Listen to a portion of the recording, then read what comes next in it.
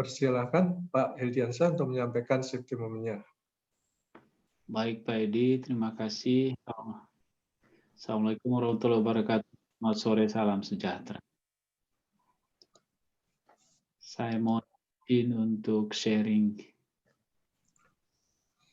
screen.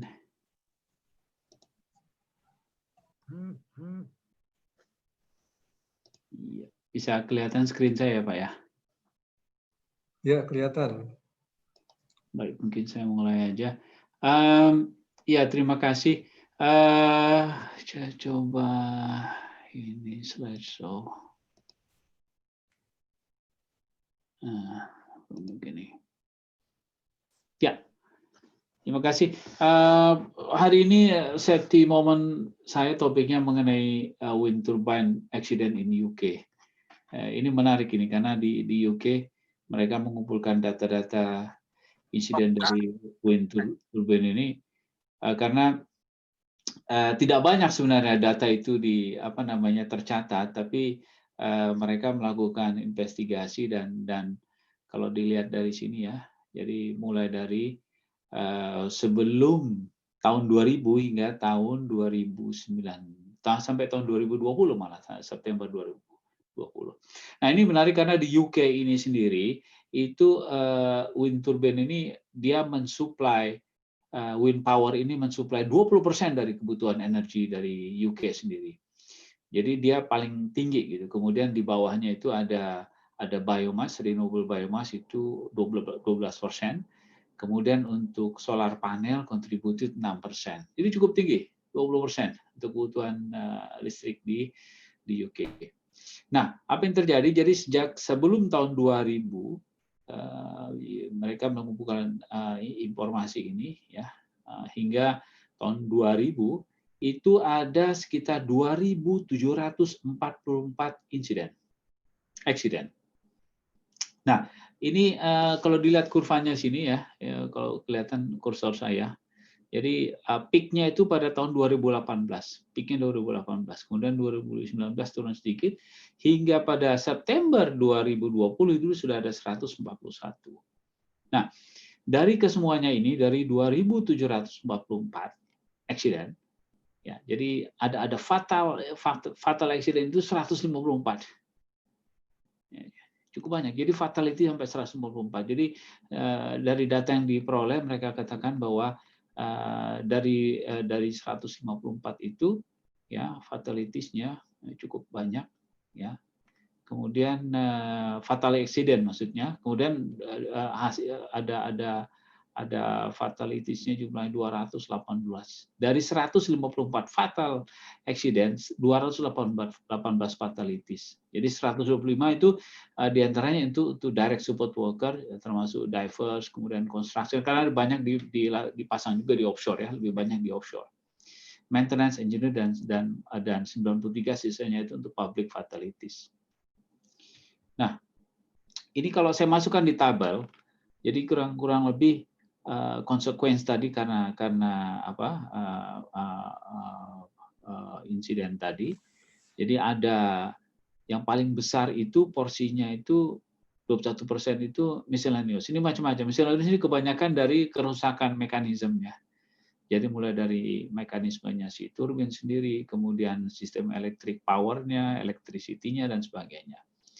Kemudian dari selanjutnya yang nomor 2 ini blade failure ya, ini kerusakan dari asetnya, blade failure itu rusak itu sampai 16%. Kemudian yang ketiga itu fire, kebakaran.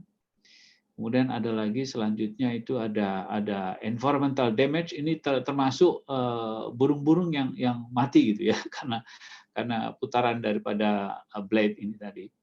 Kemudian selanjutnya ada karena transport, kemudian structural failure 8%, dan termasuk juga ada 2% ice throw. Jadi kalau di musim winter, esnya itu bisa icing apa istilahnya, yang ada di wind itu bisa terlempar, makanya jarak dari masing-masing wind turbine itu ada ditentukan lebih dari 319 meter kurang lebih gitu. Nah, dari failure analysis ini diketahui porsi yang paling besar itu komponen failure.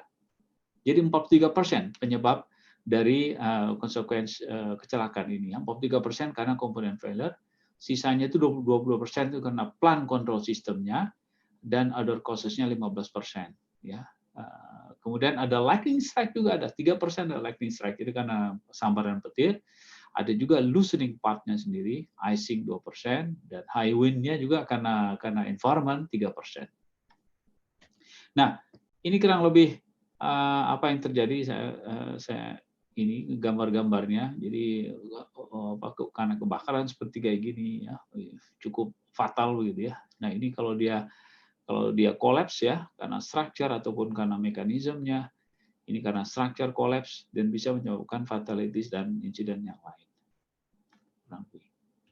Itu kurang lebih safety moment saya hari ini. Bapak Ibu, terima kasih atas perhatiannya. Assalamualaikum warahmatullahi wabarakatuh. Saya kembalikan Pak Edi. Baik, terima kasih Pak Heldiansyah yang sudah menyampaikan safety moment untuk acara kita sore hari ini. Langsung kita lanjutkan dengan acara pokok kita yang akan dipresentasikan oleh Pak Ahmad Rifdatul Hisan, alumni Teknik Fisika Universitas Telkom. Silakan Pak Ahmad. Ya, terima kasih Pak Edi. Oke, bismillahirrahmanirrahim. Mungkin sebelum saya share screen dulu ya. Oke.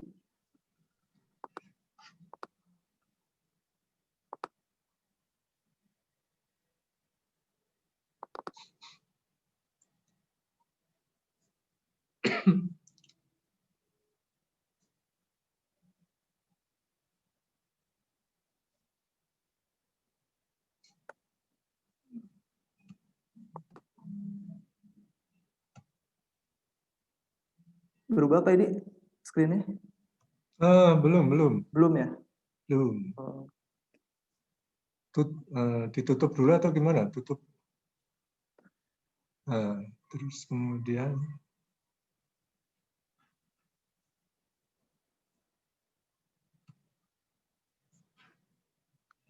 tutup, share screen lagi.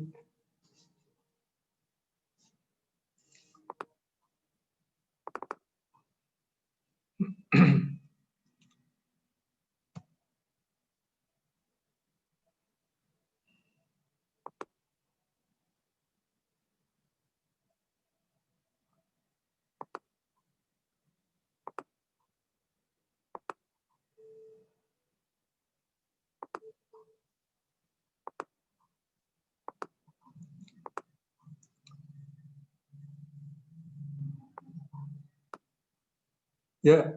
Sudah ya Pak? Sudah. Oke, bismillahirrahmanirrahim. Assalamualaikum warahmatullahi wabarakatuh. Ya, selamat sore, selamat sejahtera untuk kita semua. Terhormat kepada Pak Edi Laksono selaku Ketua BKTF PII yang sudah mengundang saya. Sebenarnya sudah cukup lama Pak ya Bapak minta saya untuk ikut serta mengisi sharing session di BKTF, tapi kebetulan memang baru berkesempatan pada hari ini ada yang mungkin dihapus saja itu, bisa dihapus itu.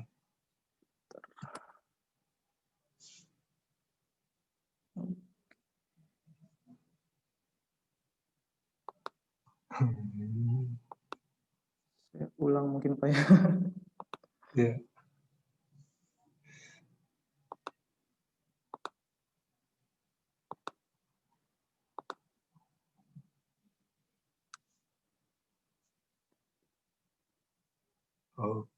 Oke ya, jadi mungkin sesuai dengan publikasi yang mungkin sudah kemarin sudah dipublikasikan bahwa pada hari ini saya akan sharing mungkin sedikit dari pengalaman saya selama ini.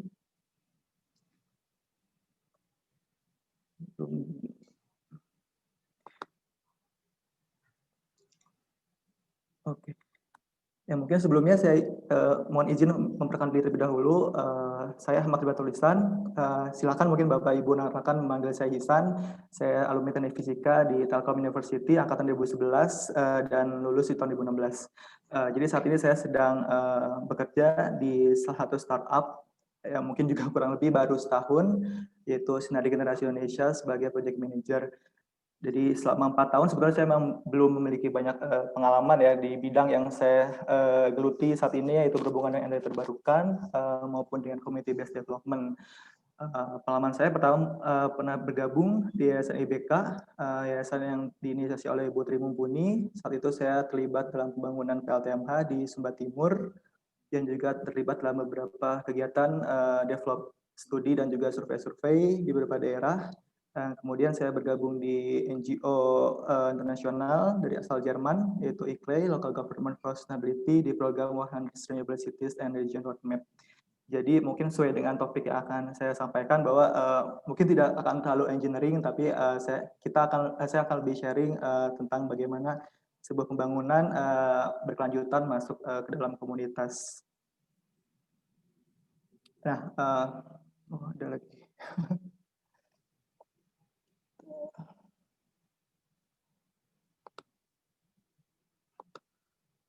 Mungkin pertama mungkin kita berefleksi mengapa energi terbarukan segitu urgensinya untuk diimplementasikan, karena mungkin bukan jadi opsi lagi atau mungkin jadi alternatif, tapi secara global atau mungkin di Indonesia energi terbarukan sudah berkembang, sudah banyak terimplementasikan. Alasan pertama menurut saya adalah kita perlu untuk mengurangi dari penggunaan fosil fuel yang mungkin selama ini sudah kita gunakan, baik itu mungkin batu bara dan sebagainya. Jadi mengapa energi terbarukan dapat mungkin mensubstitusi dari fosil fuel, karena dapat juga mendukung dari beberapa kegiatan kehidupan kita sehari-hari, dan juga mungkin karena fosil fuel juga ya kita ketahui banyak dampak terhadap lingkungan maupun kehidupan kita sehari-hari. Dan alasan yang kedua itu bahwa energi terbarukan sangat-sangat dapat membantu meningkatkan akses energi, mungkin khususnya kepada komunitas atau masyarakat yang belum terlistriki atau belum memiliki akses energi. Nah, akses energi ini bukan hanya terkait dengan kelistrikan, tapi juga bisa dapat berhubungan dengan cooking dan juga transportasi. Nah, selain itu, energi terbarukan juga menjadi salah satu bagian aksi dalam mitigasi perubahan iklim. Yang tentu saja perubahan iklim atau mungkin climate crisis saat ini sudah terasa dampaknya dalam lingkungan kita, dalam kehidupan sehari-hari, maka harapannya EBT ini dapat mereduksi atau mengurangi dari dampak perubahan iklim. Dan tentu saja terakhir harapannya memang EBT dapat membuka lapangan pekerjaan baru, mungkin industri baru yang ada mungkin di Indonesia. Kalau saya perhatikan mungkin di jejaring saya yang berhubungan dengan startup, cukup banyak startup baru yang berhubungan dengan energi terbarukan, mungkin semacam EPC atau mungkin konsultan ataupun IoT yang berhubungan dengan energi efisiensi atau mungkin EBT. Nah, ini data yang saya ambil dari ISR, salah satu think tank organization di Indonesia, bahwa ya Indonesia kita ketahui memang memiliki banyak potensi energi terbarukan. Di sini mereka summary bahwa ada 10 daerah yang berpotensi energi terbarukannya, mulai dari Kalimantan Barat, Papua, Jawa Barat, Jawa Timur, Kalimantan Timur, Sumatera Utara, NTB, Kalimantan Tengah, Sumsel, dan juga Jawa Tengah. Namun di data 2018 saja daerah tersebut masih jauh dari potensi yang ada. Nah, ini berarti masih ada gap ya, di gap artinya masih ada kesempatan bahwa kita bisa mengimplementasikan energi terbarukan lebih masif lagi. Nah, sedangkan di chart yang sebelahnya bahwa menunjukkan potensi secara keseluruhan berdasarkan klasifikasi teknologinya bahwa Indonesia paling besar memiliki potensi di PLTS, kemudian diikuti juga di PLTA ya, baik mungkin mikrohidro maupun yang skala besar. Ya. Kalau tadi dari sisi potensi, dan saya lansir dari data dari Climate Policy Initiative di tahun ini, data Kemen SDM juga, bahwa memang energi terbarukan Indonesia terus berkembang, meskipun secara perlahan. Mungkin dapat dilihat bahwa di tahun terakhir saja kemarin yang memiliki perkembangan cukup signifikan itu ada di PLTS, kemudian ada di PLTA hydro, baik itu mungkin skala besar, mini ataupun mikro, dan juga di geothermal atau PLTP. Sedangkan di beberapa lainnya itu mungkin sedikit ada peningkatan ataupun stagnan, tidak ada pengembangan. Nah, negara-negara lain mungkin selain Indonesia juga mengalami isu terkait trilema energi, artinya ada 3 faktor atau 3 kondisi yang mana harus dipilih 1 atau 2 kondisi mana yang ingin dituju terlebih dahulu gitu. Di sini ada energy security, ini berhubungan dengan reliabilitas dan juga secure energi, apakah energi itu reliable atau mungkin aman atau tidak, atau mungkin sudah cukup aman. Kemudian ada energi equity, apakah energi aksesnya itu affordable, terjangkau, ataupun tersedia atau tidak di suatu daerah, dan juga ada kondisi mana environmental sustainability. Nah, saya lansir dari World Energy Council bahwa Indonesia selama 10 tahun terakhir memang mengalami peningkatan dari sisi energi equity, berarti akses energi kita di daerah itu jauh lebih baik dibanding sebelumnya mungkin. Karena banyak program-program pemerintah atau mungkin juga beberapa program lain yang lebih masuk ke desa-desa yang belum berlistriki. Dan itu berarti menunjukkan bahwa akses energi kita lebih affordable dan juga lebih available untuk masyarakat. Sedangkan untuk energi security-nya sedikit mengalami peningkatan, namun yang jelas terlihat yang tidak mengalami peningkatan adalah isu dari environmental sustainability, atau berarti akses energi kita masih jauh dari clean, masih jauh dari environmental berkelanjutan itu. Jadi artinya mungkin masih dari fossil fuel karena kita masih bergantung dari batu bara. Ya, kemudian isu rasio elektrifikasi nasional yang mana memang di tahun ini kalau saya coba cari data terbaru memang sudah mencapai 99%, yang artinya memang sudah hampir semua, meskipun ini mungkin data PLN, yang mana memang hanya pelanggan PLN yang sudah terhubung saja, namun ya sekian persennya kita sadari, kita ketahui bahwa memang sekian banyak desa masih jauh dari berlistriki. Bahkan mungkin kalau saya capture dari image dari NASA, night portrait-nya bahwa ya di Indonesia, khususnya daerah Indonesia Timur masih banyak daerah-daerah yang memang belum berlistriki, khususnya di malam hari. Gitu. Nah, lalu apa sistem atau mungkin skema yang mungkin bisa mendorong, membantu bukan hanya implementasi energi terbarukan saja, tapi juga bisa memang membuat desa-desa yang mungkin belum berlistriki itu berlistriki. Nah, mungkin Bapak Ibu dan rekan-rekan sudah sangat familiar dengan sistem desentralisasi seperti mini grid, microgrid gitu. Yang artinya memang penyediaan energinya itu lebih dekat dengan pengguna, yang artinya masyarakat, yang mana berarti juga menggunakan potensi sumber energi lokal yang ada, dan tentu saja harus tepat guna. Ini saya ilustrasikan, saya dapat dari IBK juga dan dokumentasi pribadi. Mungkin contohnya infrastruktur desain dari sistem desentralisasi ya, pertama mungkin bisa juga hybrid, mikro atau mini grid, yang mana mungkin contoh yang sebelah kiri itu seperti mungkin di kepulauan atau pulau kecil yang mungkin awalnya mereka bergantung pada PLTD atau diesel generator, namun ketika ada kesempatan untuk mungkin dapat dana hibah dan sebagian bantuan untuk pembangunan PLTS terpusat misalkan, itu sangat bisa membuat sistem dengan hybridnya, artinya keamanan, availability dari akses energi mungkin di pulau tersebut itu akan lebih meningkat karena ada tambahan suplai energi mungkin di siang hari yang sebelumnya mungkin hanya di malam hari dengan diesel. Nah, sedangkan untuk yang sebelah kanan itu ilustrasi tentang PLTMH. Bagaimana jika sebuah desa mungkin memiliki potensi debit air yang cukup baik, dapat dibangun PLTMH yang secara langsung dapat didistribusikan atau ditransmisikan ke rumah-rumah di desa tersebut. Gitu. Nah, lalu tantangan apa saja yang tentu saja akan selalu ada tantangan di setiap pembangunan. Dalam hal ini ketika kita masuk pembangunan fasilitas yang terbarukan, misalkan dalam sebuah desa yang mungkin remote area atau rural area yang secara geografis saja mungkin sudah jadi tantangan karena sulit dijangkau atau mungkin topografinya juga sulit. Nah, tantangan mungkin saya tidak sebutkan poin-poinnya, mungkin hanya aspeknya saja di sini saya catat bahwa ada berkaitan dengan implementasi tentu saja bagaimana tadi yang saya sampaikan bahwa geografi saja sudah menjadi tantangan tersendiri ketika mungkin developer atau mungkin kontraktornya atau EPC-nya akan membangun sebuah fasilitas yang terbarukan di sebuah desa.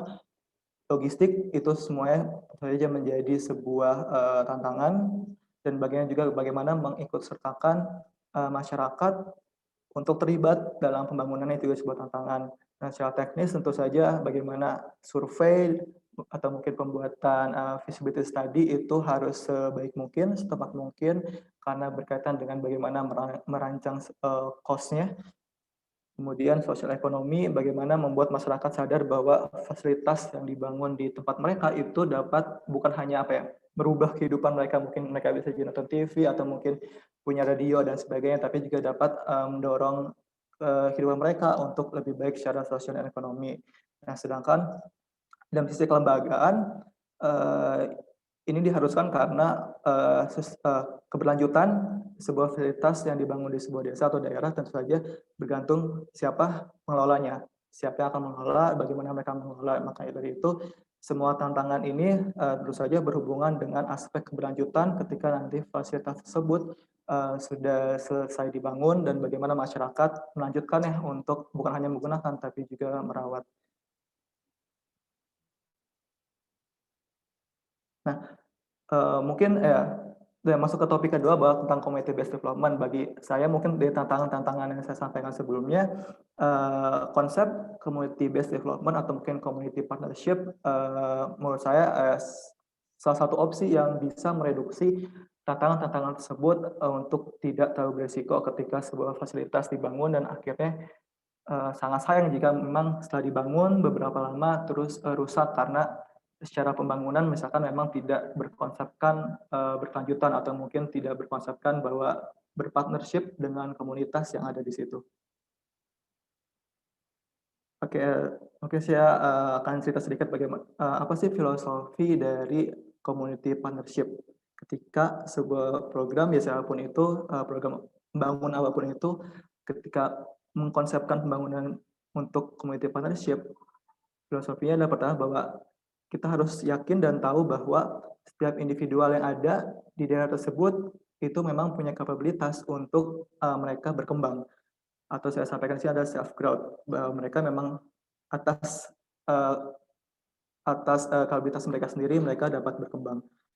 Kemudian dari komunitas mereka yang terdiri dari individu-individu yang ada, itu mereka memang juga punya kapabilitas untuk mereka bisa berkembang atau self development satu sama lain atau mungkin atas nama komunitas sebagai sebuah masyarakat. Nah, lalu sehingga filosofi dari community partnership pertama adalah trust. Mengapa? Karena bagaimana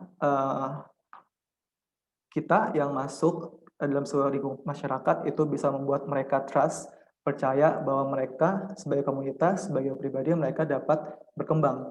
Mereka dapat berkembang self development, mereka secara bersama-sama bisa memajukan daerah mereka sendiri gitu. Kemudian juga mereka harus percaya bahwa orang yang masuk dalam masyarakat bersama mereka mungkin memberikan kebaikan, membawa mungkin perubahan, itu bisa dipercaya juga bahwa orang tersebut dapat sama-sama membantu mereka. Kemudian filosofi yang kedua adalah poverty atau mungkin kemiskinan. Kemiskinan mungkin kalau kita lihat di desa sebenarnya kemiskinan bukan is not a real problem, bukan masalah utama atau isu utama dari sebuah daerah atau sebuah masyarakat. Mungkin jika memang patokan adalah uang mungkin atau mungkin pendapatan bulanan, mungkin bisa mereka dikatakan miskin ya. Miskin karena mungkin di bawah garis kemiskinan daerah mereka gitu. Tapi ketika saya dulu mungkin tinggal di Sumba Timur, mereka tidak punya penghasilan bulanan misalkan, tidak ada pemasukan. Tapi jika dilihat mungkin dari aset, mungkin punya berapa kerbau, punya berapa sapi atau tanah atau mungkin kebun, itu sebetulnya itu ya aset mereka dan mereka sebenarnya nggak bisa secara mutlak dibawa bahwa mereka adalah miskin gitu. Oleh karena itu sebenarnya kemiskinan adalah sebuah simptom atau mungkin gejala atas ketidakterhubungan antara komunitas mereka sebagai masyarakat dengan local resources yang ada. Mungkin mereka tidak paham bahwa mereka punya potensi apa, tapi mereka tidak peduli, tidak tahu ilmunya, tidak tahu know-how-nya, sehingga mereka tetap stay di kondisi turun-temurun misalkan yang dikatakan kemiskinan gitu. Oleh karena itu filosofi kedua bahwa dalam community partnership kita perlu mereconnecting, menghubungkan komunitas dengan local resources yang ada mereka. Mungkin saya sampaikan tadi, apakah mungkin di sana ada potensi agriculture mungkin yang belum terdevelop, terbangun, belum digeluti, atau mungkin sebenarnya mereka punya air, debit air di sungai mereka yang cukup baik, cukup besar, sehingga sebenarnya bisa dibangun PLTMA untuk memberikan akses energi ke mereka. Nah, ini penting bahwa filosofi dari community partnership dapat amat trust, membuat mereka percaya mereka sendiri bisa berkembang. Yang kedua, membuat mereka sadar bahwa harus mereconnecting diri mereka, komunitas dengan resources yang ada. Berikutnya masuk pada community partnership metodologi. Apa saja sih metodologi untuk membentuk sebuah community partnership dalam mungkin program atau mungkin pembangunannya? Yang pertama adalah bagaimana kita meng-unlock local capabilities dan potensial. Bagaimana mungkin katalisator ya, mungkin saya sebut katalisator yang masuk dalam masyarakat itu bisa membuka potensial yang ada dan kapabilitas masyarakat yang ada. Misalkan ketika pembangunan fasilitas mikrohidro, misalkan bagaimana katalisator tersebut bisa mengajak masyarakat untuk melihat pembangunan, untuk terlibat, untuk juga untuk di-training, untuk transfer knowledge, bagaimana mereka nanti tahu prosesnya bekerjanya seperti apa, tahu bagaimana nanti maintenance-nya atau merawatnya, dan tahu nanti bagaimana men-troubleshooting ketika ada isu di fasilitas tersebut gitu. Karena tentu saja ada level pendidikan pun sudah jauh berbeda ketika mungkin teknologi baru masuk ke desa mereka dan mereka nggak tahu apa sih itu barang gitu. Kemudian yang kedua adalah kita harus membawa aspirasi mereka dalam pembangunan tersebut. Jadi bagaimana semua orang masyarakat yang ada memang paham akan dibangun apa sih di situ, terus bagaimana kerjanya, terus bagaimana bekerjanya, terus nanti bagaimana iurannya, bagaimana lembaganya. Jadi setiap proses itu perlu mendengar aspirasi dari masyarakat atau lokal community-nya, karena sangat penting, karena ya berikut kemudian setelah dibangun ya mereka yang akan melanjutkan, bukan hanya menggunakan tapi juga merawatnya gitu. Mungkin bentuknya bisa dalam bentuk musyawarah kah, atau mungkin pertemuan-pertemuan yang memang bisa diadakan. Yang terakhir bahwa yang paling utamanya memang ya semua itu adalah usaha atau ya peran pendampingan tadi untuk self development, pendampingan untuk mereka sadar bahwa mereka bisa berkembang, dan pendampingan tersebut tentu saja setiap proses harus menuju optimum atau optimal sesuai mungkin outcome program, atau mungkin memang ya sesuai dengan akhirnya desa tersebut atau masyarakat tersebut itu mandiri. Sebetulnya tidak ada untuk yang assist self development tidak ada time frame yang pasti, apakah 2 tahun, apakah 5 tahun, karena memang mungkin secara kultural saja mungkin setiap daerah berbeda-beda. Mungkin ada yang 3 tahun cukup, masyarakatnya sudah mandiri, sudah pintar, atau ada yang mungkin 10 tahun atau mungkin lebih mereka baru bisa berjalan secara mandiri mungkin dalam pendampingan komunitas. Nah, salah satu tantangan tadi yang saya sampaikan adalah kelembagaan. Jadi sangat penting ketika mungkin pendampingan bangun apapun, khususnya mungkin dalam hal ini adalah fasilitas kelistrikan dari energi terbarukan, sangat penting institusional itu dibentuk atau kelembagaan itu dibentuk. Mengapa? Karena nanti ke depannya lembaga ini yang akan mengelola fasilitas tersebut setelah terima. Jadi bentuknya bisa beragam macam, ada yang mungkin membuat PLN tingkat desa, mungkin disebutnya PLD gitu, ada juga, terus ada yang mungkin yang membentuknya dalam bentuk yang lebih kemasyarakatan seperti koperasi, itu ada juga, atau mungkin yang lebih cocok dengan BUMDes, itu juga bisa. Jadi yang penting lembaga tersebut yang punya komitmen untuk melanjutkan pengelolaan melakukan ONM, terus juga troubleshooting, mengelola uang yang masuk, iuran dari masyarakat, dan tentu saja mau mengembangkan masyarakat di situ dari fasilitas yang ada. Jadi bukan hanya tinggal dia menerima uang, iuran, terus nanti ya tidak ada pengembangan berikutnya gitu.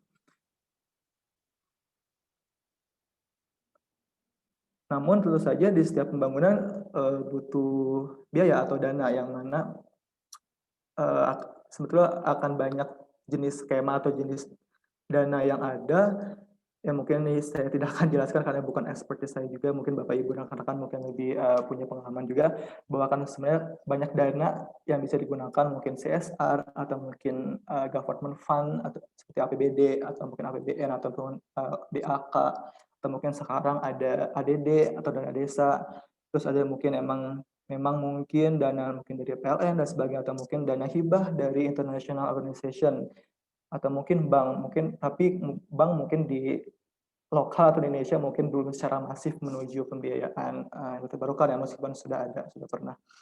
Nah, dari macam-macam skema dana itu ya bisa disebut adalah sebuah dana untuk kelistrikan desa dan juga untuk empowerment desa tersebut.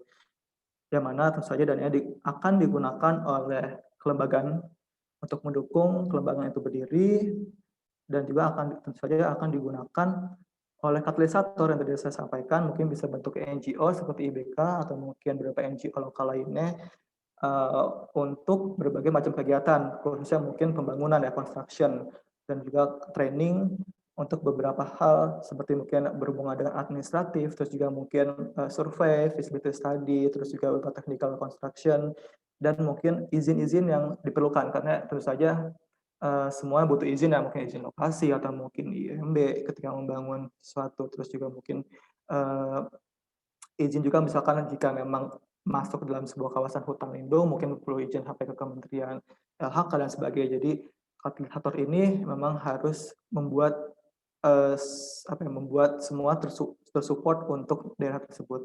Nah, tentu saja fasilitator tersebut memang sebagai sustainability support atau yang mendukung keberlanjutan nantinya yang akan dilanjutkan oleh kelembagaan. Di luar itu tentu saja local government, terus juga mungkin beberapa stakeholder lain tentu saja sangat bisa mendukung dari kelembagaan yang sudah terbentuk, mungkin dari tingkat desa, mungkin kabupaten atau provinsi, maupun beberapa dinas atau mungkin kementerian terkait yang bisa mendukung dari kelembagaan atau mungkin program ini berjalan. Nah, ketika fasilitas ini terbangun, bahwa fasilitasnya bisa mensupport listrik untuk free consumer untuk desa tersebut, atau mungkin nanti bisa dijual ke utility atau mungkin dalam hal ini PLN, dan jika PLN bisa menyalurkan ke pelanggan PLN sendiri. Nah, mungkin nantinya dalam skema perjanjian atau kerjasama bisa lebih lanjut gitu ya, didiskusikan. Nah, kemudian bagaimana sih financial mechanism mungkin yang ideal ya untuk pembangunan yang berhubungan dengan community based development. Tadi saya sampaikan ada beberapa funding, macam-macam funding, terus masuk disebutnya mungkin sebagai funding development untuk kelistrikan desa. Mungkin jika memang ada bentuknya memang bukan hibah atau bentuknya ada soft loan, masuk ke lembaga desa tersebut, kemudian lembaga desa bisa menjual tadi ke PLN misalkan, atau mungkin menjual langsung ke consumer atau mungkin user rumah tangga di desa tersebut. Dan dari situ tentu saja akan memperoleh income atau revenue. Yang revenue tersebut dapat digunakan, tentu saja harus digunakan untuk operation and maintenance, dan untuk memperoleh profit tentu saja, dan bisa juga sangat bisa untuk village empowerment funding. Maksudnya mungkin jika memang sudah berkembang, sudah banyak consumer, sudah berkembang, uangnya juga masuk sudah banyak, dapat bisa sekali digunakan untuk pengembangan desa, apakah mungkin membangun puskesmas, ataukah mungkin penerangan jalan di desa tersebut, ataukah mungkin untuk beasiswa anak-anak mungkin di desa tersebut yang membutuhkan, itu sangat bisa digunakan jika memang village electricity entrepreneur atau mungkin kelembagaannya sudah berkembang. Dan jika memang untuk adalah soft loan atau mungkin pinjaman, tentu saja bisa digunakan untuk membayar pinjaman yang digunakan untuk pembangunan. Nah, tapi semua itu tentu saja ada peranan penting lagi-lagi dari katalisator yang memang berperan untuk mendukung, mensupport sustainability di situ. Selain memang bisa juga untuk memberikan dana juga karena memang mereka yang masuk ke dalam sebuah desa, dan juga bisa memberikan skill-skill, soft skill yang memang dapat digunakan untuk masyarakat dan juga kelembagaan yang ada. Mungkin ini sedikit gambaran dari pengalaman saya ketika 2 tahun lalu terlibat dalam pembangunan PLTMH, bagaimana saya dan mungkin teman-teman dari IBK memang sudah melakukan banyak social preparation, bagaimana musyawarah dan sebagainya, mengajak masyarakat untuk berpartisipasi, untuk paham bahwa prosesnya begini-begini, bagaimana pembangunannya ada, apa saja yang akan dibangun di desa mereka. Akhirnya mereka yang mau terus membantu sampai fasilitas PLTMH yang terbangun. Termasuk mungkin di gambar ini ada ketika menarik kabel ini, kabel TM, tegangan menengah, bagaimana berapa orang saya lupa begitu, cukup banyak yang menarik kabel yang mungkin yang biasanya mungkin pakai alat bantu dan sebagainya, tapi ini kita bersama-sama menarik kabel. Terus juga ada yang ketika memasang tiang, itu dibantu juga masyarakat. Jadi kurang lebih memang pakai alat seadanya juga, meskipun beberapa hal juga dipersiapkan secara aman. Nah, pada akhirnya setelah 9 bulan berjalan ya semuanya selesai atas bantuan dan juga memang community partnership yang ada. Ini PLTMH yang dibangun di desa penempatan saya, yaitu sebesar 95 kW. Itu memang cukup besar juga, jadi tapi tidak terlalu banyak beneficiaries-nya atau penerima manfaatnya, hanya 100 rumah dengan 1 gereja, 1 puskesmas, dan juga 1 sekolah. Dan pada akhirnya mereka yang mungkin sudah berapa tahun tidak ada listrik di desa mereka, pada akhirnya mereka merasakan listrik. Nah, ini salah satu co-benefit atau mungkin benefit berhubungan dengan social ekonomi, bagaimana karena selain fasilitas PLTMH tadi, juga kami memberikan untuk akses air bersih, kayak memasang pompa juga. Jadi akhirnya mereka tidak harus menunggu musim hujan, ya mereka ada tanaman atau perkebunan mereka yang mereka tanam, mereka bisa tanam karena tidak memikirkan air untuk menyiramnya. Dan kan juga ada juga membuka warung, ada juga contohnya mungkin ada yang membuka peternakan ayam karena ada alat bantu lampunya untuk ayam-ayamnya. Dan juga yang saya saat ini dan teman-teman kerjakan adalah dari Sinari, bagaimana kami mendevelop standalone system, kami samakan Sinari Powerbank, yang kuning yang di bawah itu, bagaimana kami ingin mensupport masyarakat untuk melakukan hal-hal produktif dari potensial lokal mereka yang ada. Dalam hal ini ada agriculture, bagaimana mereka bisa bisa melihat bahwa produk agriculture mereka bisa diolah menjadi olahan lanjutannya atau mungkin added value product ya, sehingga tidak hanya dijual dalam bentuk raw, tapi kami juga mengedukasi, mengajak mereka juga untuk paham bahwa bisa diolah dalam bentuk lainnya, sehingga ada added value ketika mereka menjual potensi lokal mereka yang ada. Ya, mungkin itu yang bisa saya sharingkan. Mungkin kurang lebih mohon maaf jika mungkin ada pertanyaan, ya silakan saya kembalikan kepada Pak Edi. Baik, terima kasih atas presentasinya Pak Ahmad Rifdatul Hizan yang punya pengalaman yang luar biasa banyak, walaupun dari perjalanan dari lulus belum terlalu panjang ya, baru 4 tahun, tapi pengalaman sudah banyak. Ini contoh yang luar biasa. Coba dilihat di chat ini ada pertanyaan belum?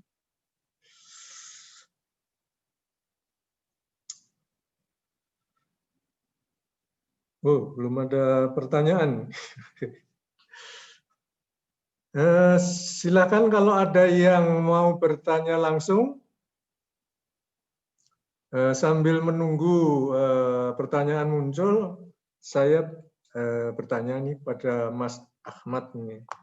Ceritanya gimana nih dari lulus langsung bergabung dengan Bu Tri Mumpuni ya? Iya Pak Hupun ya.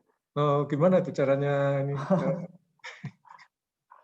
Oke, kebetulan karena saya pernah mengundang beliau ke kampus Pak, ke acara kampus, jadi memang berkontakkan langsung dengan beliau. Jadi setelah itu ketika memang detik-detik saya mau lulus, jadi saya coba kontak beliau karena memang minat saya memang lebih banyak ke social project sih Pak, social project. Tapi saya tetap ingin ada kontribusi keilmuan saya dari kuliah untuk dapat digunakan dan yang juga memang tertarik juga di EBT. Jadi saya melihat bahwa mungkin bisa bergabung dengan Ibu Puni di IBK untuk terlibat di beberapa program mereka. Jadi alhamdulillah, jadi ketika mengontak beliau terbuka untuk saya bergabung dan kebetulan memang sedang ada program yang tadi di Sumba Timur tersebut. Jadi saya berkesempatan untuk ya live in, stay di Sumba Timur di sana 9 bulan. Jadi memang ya pengalaman yang baru dan juga memang bagi saya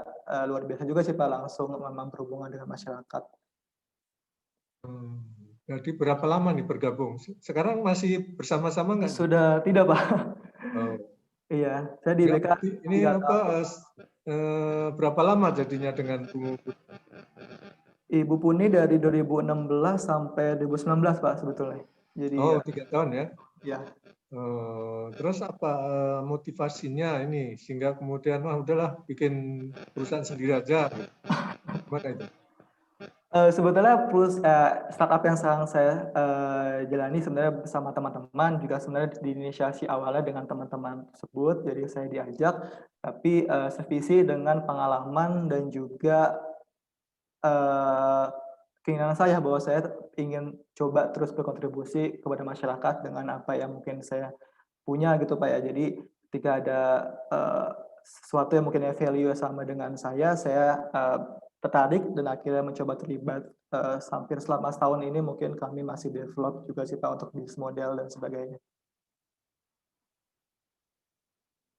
Jadi timnya berapa orang nih di startup ini? Kami sudah berdelapan sih Pak saat ini.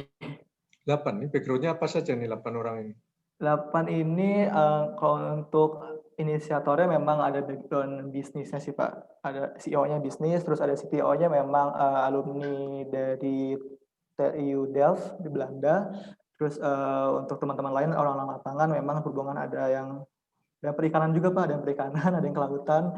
Karena kita banyak penetrasi mungkin ke kepulauan Pak ya, daerah pulau juga di Indonesia Timur. Jadi yang penting bagi kami memang kami ingin mencari teman-teman yang mungkin punya value yang sama sih Pak. Mau peduli dengan masyarakat, mau masuk ke masyarakat, dan juga mau mendeploy teknologi yang mungkin kami kembangkan saat ini, stand alone system itu. Baik, ini ada pertanyaan ini. K1D11. Sangat menarik Mas startupnya. Apa saja ya, finansialnya dari mana? Tanyaannya seperti itu. Financing kami memang financing awal dapat investment dari, mungkin kami namakan angel investment karena investor awal lokal, Everhouse Capital. Itu yang kami gunakan untuk research and development tadi teknologi yang kami kembangkan. Terus juga kami coba penetrasi juga ke daerah-daerah yang ada, daerah tertinggal khususnya yang mempunyai potensi agriculture atau mungkin perikanan yang ada di Indonesia. Jadi financingnya memang dari investor sih, tapi kami tentu saja akan terus mencari investment lainnya karena ya kami perlu berkembang dan juga kami perlu untuk masuk ke daerah-daerah yang lebih banyak lagi sih, gitu. Baik, ini ada pertanyaan lagi dari Pak Fatur Rahman. Maaf, pertanyaan sangat spesifik. Indonesia impor gas LPG sangat banyak. Ya, saya nambahin sangat banyak aja. Sekarang ini importnya, jadi mayoritas LPG itu impor. Betul. Adakah usulan teknologi bagaimana memanfaatkan biomasa jadi gas LPG? Ini nggak tahu masih nyambung nggak gitu. Pertanyaan.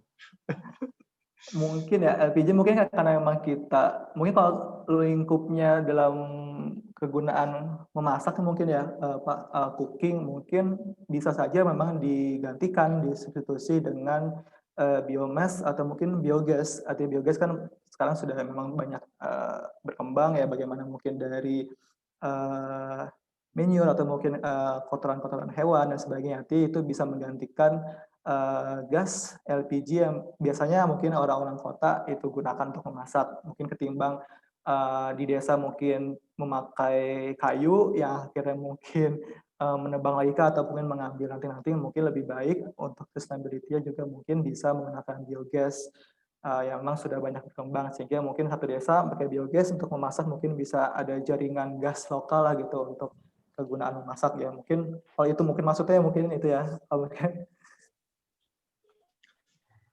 Oke, kita lanjut lagi. Dari Pak Budi Santoso, Mas Ihsan, dibandingkan PLTS sepertinya pembangkit listrik tenaga angin untuk EBT kurang menarik dan tidak banyak diadakan di Indonesia. Kira-kira apa penyebabnya ya?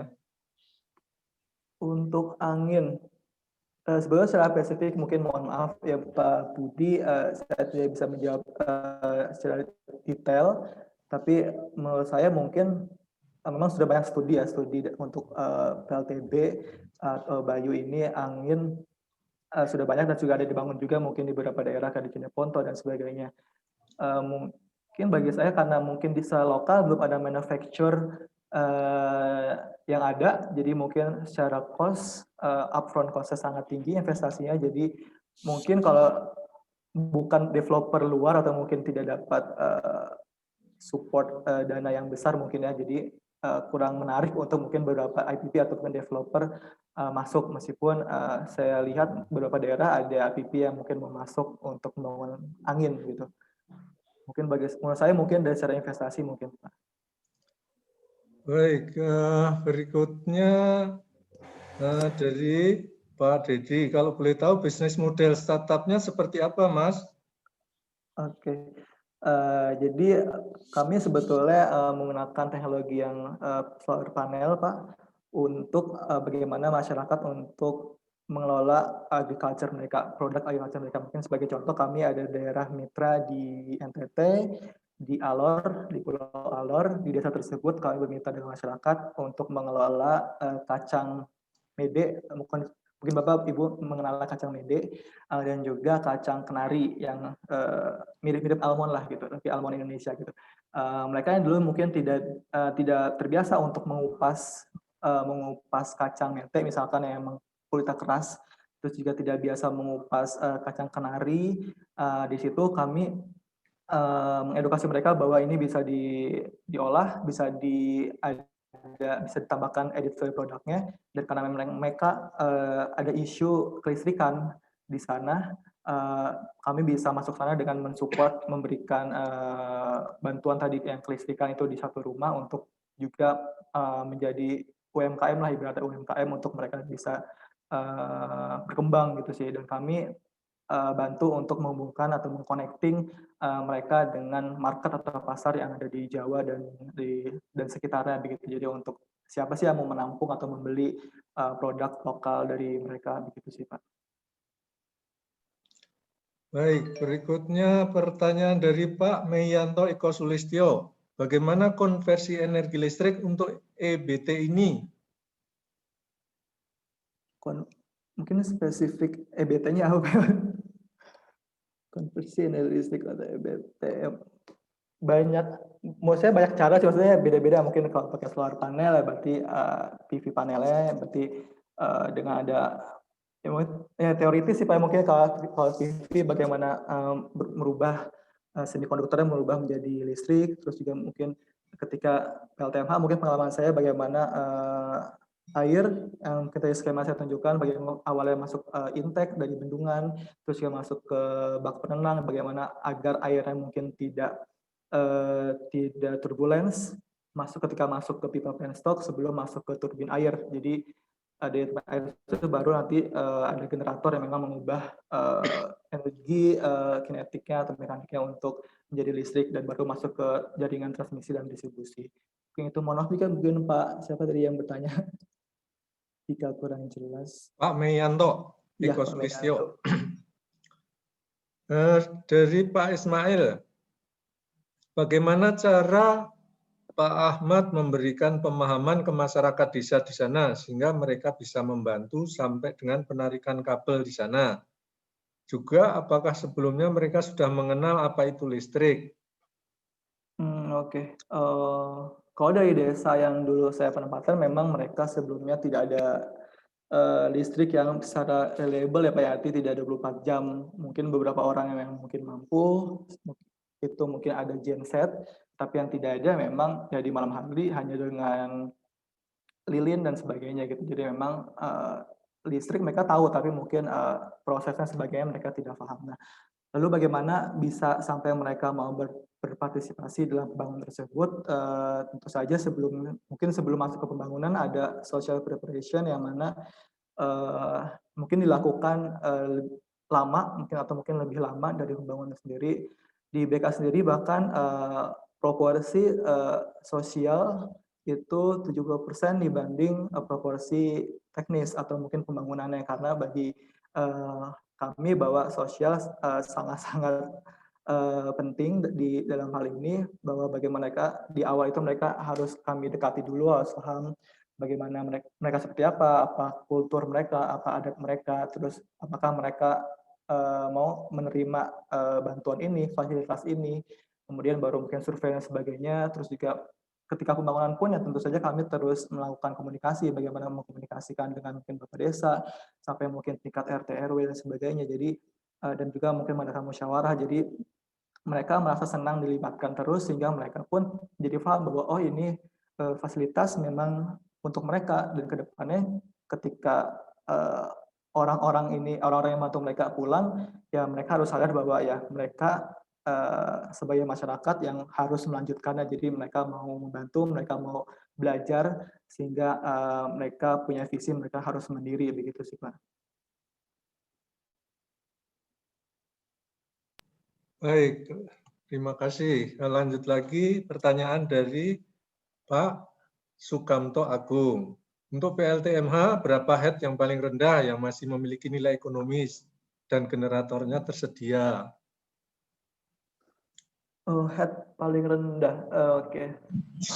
Jadi memang mohon maaf Bapak Sukamto Agung, ya saya tidak banyak terlibat dalam pembangunan PLTMH lain, tapi dalam beberapa studi bersama IBK memang mungkin contoh yang tadi di tempat saya itu head-nya hanya 18 meter, itu 18 meter itu untuk 95 kilowatt. Jadi memang kalau dikatakan ekonomis, mungkin saya mohon maaf belum bisa menjawabnya seberapa sih ekonomisnya head PLTMH itu, gitu sih Pak. Jadi tapi yang saya lihat selama ini ya IBK bangun ya tidak terlalu besar, mungkin 8, 10 atau mungkin 12 gitu. Untuk skala mikrohidro itu masih kami bisa bangun lah gitu secara ekonominya. Gimana Pak Sukamto? Tambahan lagi? Kalau generator mungkin kami juga bermitra dengan beberapa lokal vendor ya, kayak di Bandung dan sebagainya gitu. Jadi menurut saya kalau PLTMA teknologinya pun sudah cukup matang dan cukup ada. Jadi banyaklah lokal vendor yang bisa diajak bermitra dan berdiskusi. Oke Pak Edi. Oke, lanjut lagi. Pertanyaan dari Pak Ridwan Budi Prasetyo. Mohon cerita dari awal pembuatan startup-nya. Siapa coach bisnisnya? Apakah ada komunitas startup di EBT? Mohon sharing. Aduh, cerita dari awal. Sebetulnya dari awal memang teman-teman yang inisiator ini memang punya fokus yang sama, berhubungan dengan EBT, atau juga berhubungan dengan daerah tertinggal atau remote area. Untuk coach sendiri sebenarnya tidak ada ya, artinya kami saling berdiskusi saja, kami saling mungkin kalau belajar di beberapa startup lain yang sudah jalan, kami juga belajar dari mereka untuk mungkin komunitas sebetulnya belum ada secara apa ya, secara lembaga atau sebagainya mungkin komunitas startup EBT, tapi dari beberapa jejaring yang ada beberapa program inkubasi atau mungkin program akselerasi untuk startup itu memang sudah ada gitu. Jadi dari situ pun sudah terbentuk jejaring atau networking yang berhubungan dengan startup di lingkup EBT ini. Itu sih. Kalau dari awal pembuatan ya, karena kami awalnya visi yang membuat sebuah hardware, jadi hampir 8 bulan ini kami habiskan waktu untuk R&D, membuat skenario powerbank tersebut. Kemudian kami baru di akhir-akhir tahun ini kami baru masuk ke business development-nya yang berhubungan tadi agriculture processing. Dan kami masih juga mengembangkan bisnis model yang tepat seperti apa. Jadi begitu, Pak. Baik, berikutnya dari Pak Budi Santoso lagi. Kalau pengalaman Mas Ihsan sendiri di community development, mana yang lebih banyak penggunaan atau pemasangan PLTS atau PLTB angin? Dari yang saya lihat lebih banyak PLTS ya. PLTS sih, baik itu mungkin skemanya terpusat maupun skema yang SHS ya, Smart Home System. Banyak juga mungkin pemerintah juga banyak juga yang memberikan bantuan SHS ke beberapa masyarakat di desa tertinggal. Jadi itu juga cukup banyak startup yang mengarah ke sana, ke SHS ataupun PLTS pusat. Untuk PLTB itu IBK dulu pernah bangun PLTB, mungkin yang ada di poster yang publikasi kemarin juga saya berfoto di site IBK, salah satunya yang itu bekerjasama dengan Bang Ricky Elson. Itu memang kami membangun PLTB di situ. Udah lama, sudah 2011, sejak 2011, dan sekarang masih ada. Jadi kebanyakan sih Pak Budi memang LTS sih yang memang banyak yang terdeploy. Baik, berikutnya dari Pak Muharjono. Terima kasih kisah suksesnya Pak Ihsan untuk asumsi nilai desain debit untuk menetapkan ukuran turbin air dan kapasitas PLTMH didasarkan pengamatan debit sungai berapa lama dan diambil safety factor berapa lama, serta PLTMH tersebut memakai turbin jenis apa. Kemudian pendamping, pembimbing startupnya apakah punya pengalaman untuk jenis turbin air yang sama? Oke. Kalau untuk safety factor dan sebagainya, Pak Muharjono, ya mohon maaf mungkin saya tidak bisa detail sharing atau menjelaskan seperti apa, maaf sekali lagi. Tapi untuk turbin jenisnya yang kita gunakan selama ini IBK gunakan adalah cross flow, dan memang juga sudah banyak juga ada ya vendor lokalnya cross flow, itu kami sering gunakan. Sedangkan untuk yang pendamping startup kami itu mungkin kebanyakan di PLTS ya Pak ya, untuk pengalaman di PLTS. Tapi mungkin untuk jika Bapak mungkin mau berdiskusi mungkin dengan senior engineer mungkin di IBK yang memang sudah sering dan sudah banyak membangun terkait PLTMH atau mungkin hydro, mungkin bisa juga saya hubungkan jika memang Pak Muharjono nanti ingin berdiskusi. Begitu.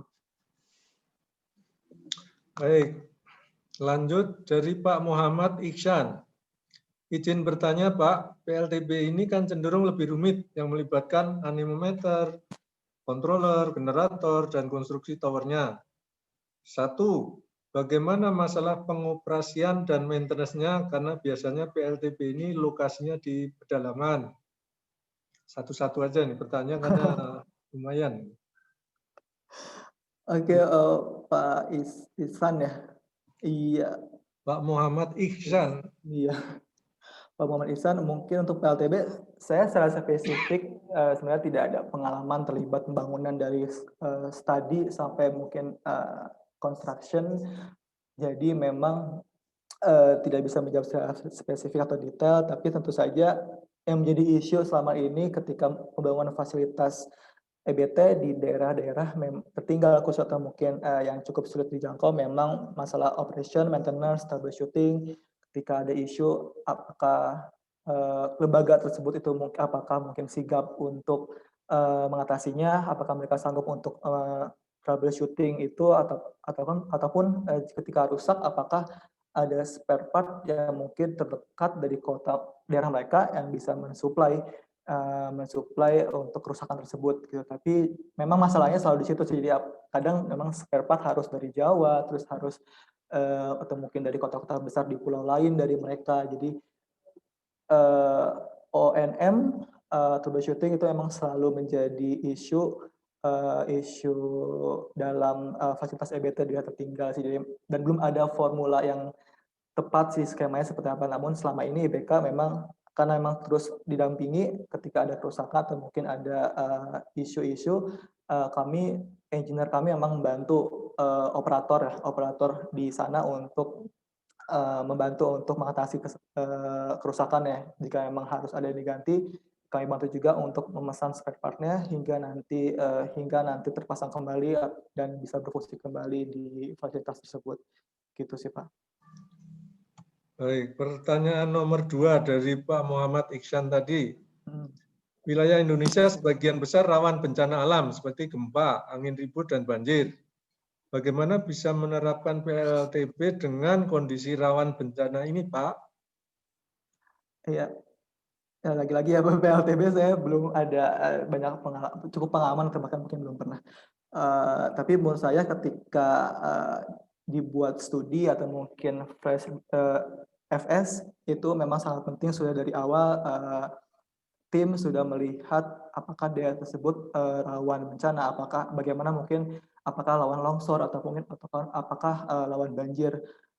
Jadi mungkin seharusnya sudah termitigasi ketika dalam stage planning atau desain itu sudah tersurvei. Mungkin dari situ sebenarnya resikonya mungkin bisa berkurang. Itu bagaimana apakah tanah yang mungkin akan dibangun mungkin powerhouse atau mungkin sebagainya, apakah itu rawan amblas atau apa, mungkin bisa dicek atau mungkin diuji sebelum mungkin dilakukan pembangunan.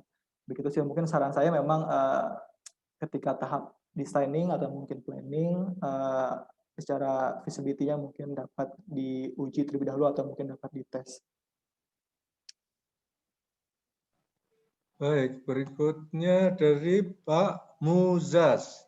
Izin bertanya, Pak Izan, pernah nggak membuat sistem hybrid PLTMH dengan PLTS atau PLTB dengan PLTS? Bisa di-share tantangan desain dan troubleshoot-nya. Terima kasih.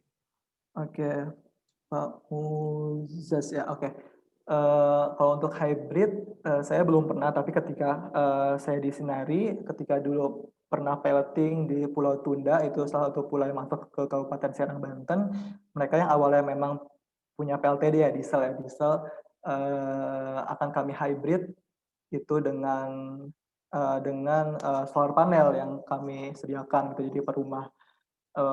Sebetulnya ketika kami membuat konsep mungkin auto switch dan sebagainya itu berjalan lancar, tapi ketika ternyata di mereka nggak ada grounding dan sebagainya, akhirnya alat kami juga akhirnya jadi rusak. Jadi sebetulnya tantangannya artinya melihat apakah sistem yang akan di hybrid, mungkin dalam hal ini ada PLTD ya, kalau di kasus ini adalah apakah sudah aman untuk di-hybrid dengan sistem lain, apakah belum, apakah harus ada mitigasi lainnya gitu. Kalau untuk PLTS, PLTB itu di Sumba ada, tapi saya tidak terlibat. Jadi yang saya ceritakan tadi dengan yang kegiatan bareng Bang Diki Elson memang itu PLTB-nya di-hybrid dengan PLTS di satu tempat, di satu desa.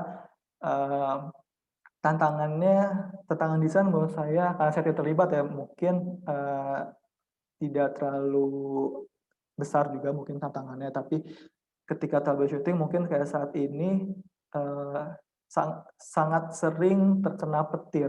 Kalau saya lihat mungkin karena di daerah Sumba memang bukit dan memang juga PLTB-nya kincir angin atau di bukit-bukit, jadi sangat sering mati gitu, tapi dievakuasi lagi. Jadi bagi saya sebetulnya yang penting adalah dalam planning dan designing-nya sih mungkin yang bisa lebih detail. Baik, lanjut lagi. pertanyaan ini tadi yang pertanyaan Pak ini ya, Pak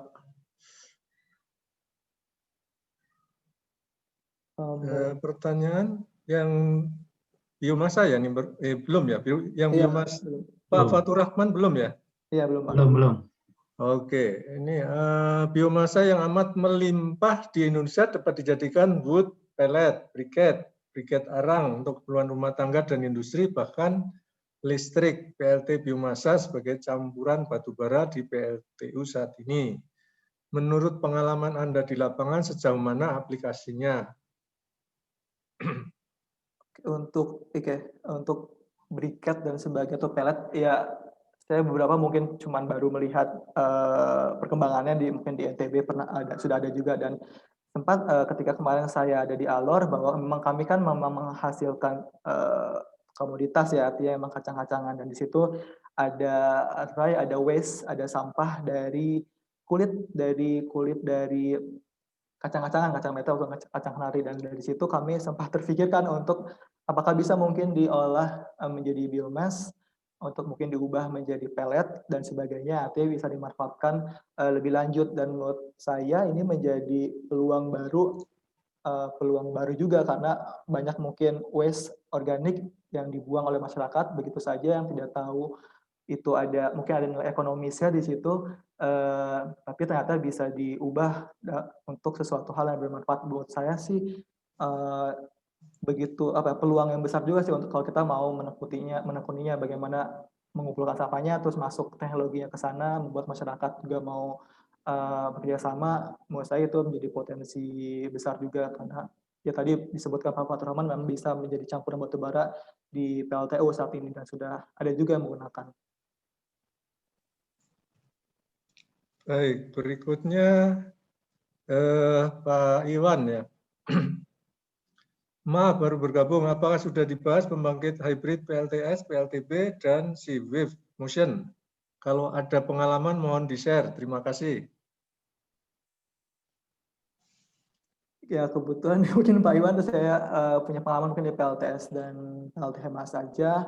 Untuk si Wave Motion mungkin belum pernah juga mengikuti studinya sih. Jadi ya mungkin belum bisa saya sharing mengenai si Wave Motion ini sih, Pak. Baik, berikutnya dari Pak Hidup Lestari. Mas Hisan, dengan metode pendekatan ke masyarakat seperti yang dijelaskan tadi, hingga saat ini apakah semua proyek masih dijalankan oleh masyarakat? Atau jika ternyata ada yang mangkrak, berapa persen? Lalu solusinya seperti apa? Terima kasih. Oke, untuk mungkin program yang saya ikuti dan mungkin saya pernah amati, memang alhamdulillah masih berjalan, artinya karena mereka juga mungkin cukup penguatan juga pendampingannya ketika pembangunan, dan juga mereka tahu harus kemana mereka berkomunikasi, karena beberapa kali mungkin saya ke daerah, beberapa fasilitas yang mungkin bentuknya bantuan, mungkin dari pemerintah dan sebagainya, ketika terjadi kerusakan, mereka ya karena mereka juga tidak punya banyak knowledge dan skill, dan mereka tidak tahu harus kemana mereka berhubungan dan mengontak. Artinya nggak tahu harus siapa yang ngecek, harus siapa yang mungkin diajak diskusi ini yang diganti apanya. Jadi ketika mungkin komunikasi terbangun, ketika community partnership-nya itu ada, menurut saya jauh dari kata mangkrak sih, meskipun mungkin namanya kerusakan dan sebagainya pasti tentu ada, tapi ketika memang mereka tahu harus siapa sih mereka berdiskusi atau berkomunikasi, ya itu selalu bisa teratasi sih. Atau mungkin ketika mereka juga mungkin mengenal dinas SDM Pemprov, dan juga memang dinas SDM Pemprov juga punya perhatian khusus untuk fasilitas off-grid atau fasilitas EBT di desa-desa, ya tentu saja itu menjadi nilai plus juga bahwa bisa langsung diperhatikan oleh pemerintah daerahnya sendiri.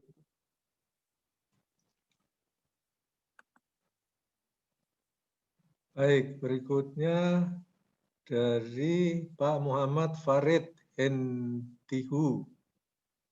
Untuk rekanan, bagaimana caranya? Nih, mau daftar rekanan ini. Oh, rekanan, mungkin maksudnya apakah rekanan untuk saya atau Iya, bisa. saat ini mungkin kami masih in-house untuk produk ya, atau hardware kita masih in-house sendiri. Mungkin rekanan dibutuhkan ya rekanan mungkin untuk pembuatan casing atau bodi dari power bank kami, atau mungkin juga bisa mensuplai dari beberapa komponen, inverter dan sebagainya, dan baterai, karena itu komponen penting dalam hardware yang kami bangun. Mungkin itu sih, mungkin, atau mungkin Bapak Pak Khalid mungkin ada, kalau mau kontak saya langsung juga silakan Pak.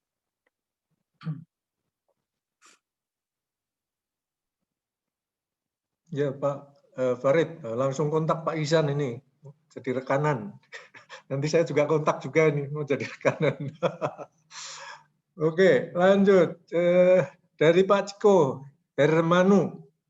Terima kasih atas sharingnya Pak Edi dan Mas Ahmad Ihsan. Mohon izin bertanya. 1. Model startup bisnis baterai untuk IPT sekiranya yang prospek seperti apa Mas? Mohon sharing, khususnya Powerwall atau Powerpack baterai lithium di Indonesia. Pertanyaan pertama dulu. Oke, untuk Pak Jiko ya. Untuk startup, ya sebetulnya kami ya awalnya memang ingin solusi kami ini sebenarnya power bank semacam Powerwall ya, ingin masuk ke rumah-rumah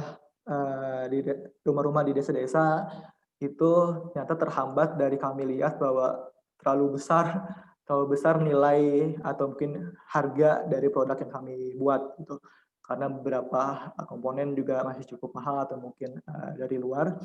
Jadi makanya oleh karena itu kami sedikit shifting dari awalnya kami ingin masuk ke rumah-rumah di pedesaan, kami akhirnya shifting sepertinya lebih visible bahwa kami masuk ke kegiatan produktif. Ya, artinya tadi ya lebih ke kalau kami memilih lebih ke agriculture processing, tapi bisa juga mungkin lebih ke perikanan, karena cukup besar juga perikanan di Indonesia, dan tentu saja butuh listrik, butuh energi mungkin untuk simpan ikannya, untuk cold storage-nya.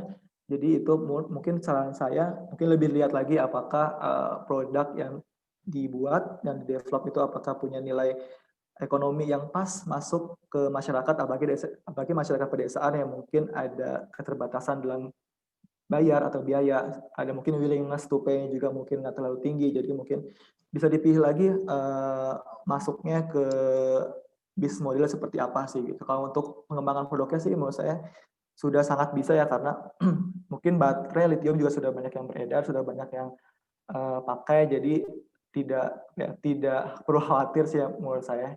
Justru bisnis modelnya yang perlu dikuatkan akan seperti apa masuk ke masyarakat gitu. Baik, pertanyaan nomor 2. Untuk penentuan setting dan jenis proteksi petir khususnya pada PLTB dan PLTS komunal yang bagus seperti apa, Mas? Oke, Pak Ciko. Sebetulnya saya tidak ada pengalaman untuk berhubungan dengan setting proteksi petir ya. Mungkin saya pakai sistem yang umum aja, skema yang umum digunakan. Jujur mungkin saya lupa juga apa, tapi selama saya ikut di lapangan memang saya ketahui itu ya sistem pada umumnya ketika untuk proteksi petir yang ada gitu, entah mungkin di rumah-rumah, entah itu mungkin ketika di tiang listrik di Sumba saat itu ya, kami gunakannya memang sistemnya umumnya sudah ada. Ya mungkin mohon maaf Pak Ciko mungkin kurang menjawab. Pak Ciko ini punya pabrik baterai. Pak Ciko ini Oke. dari UNS. Di sana Oke, punya pabrik baterai nih Pak Ciko ini. Bisa jadi rekanan.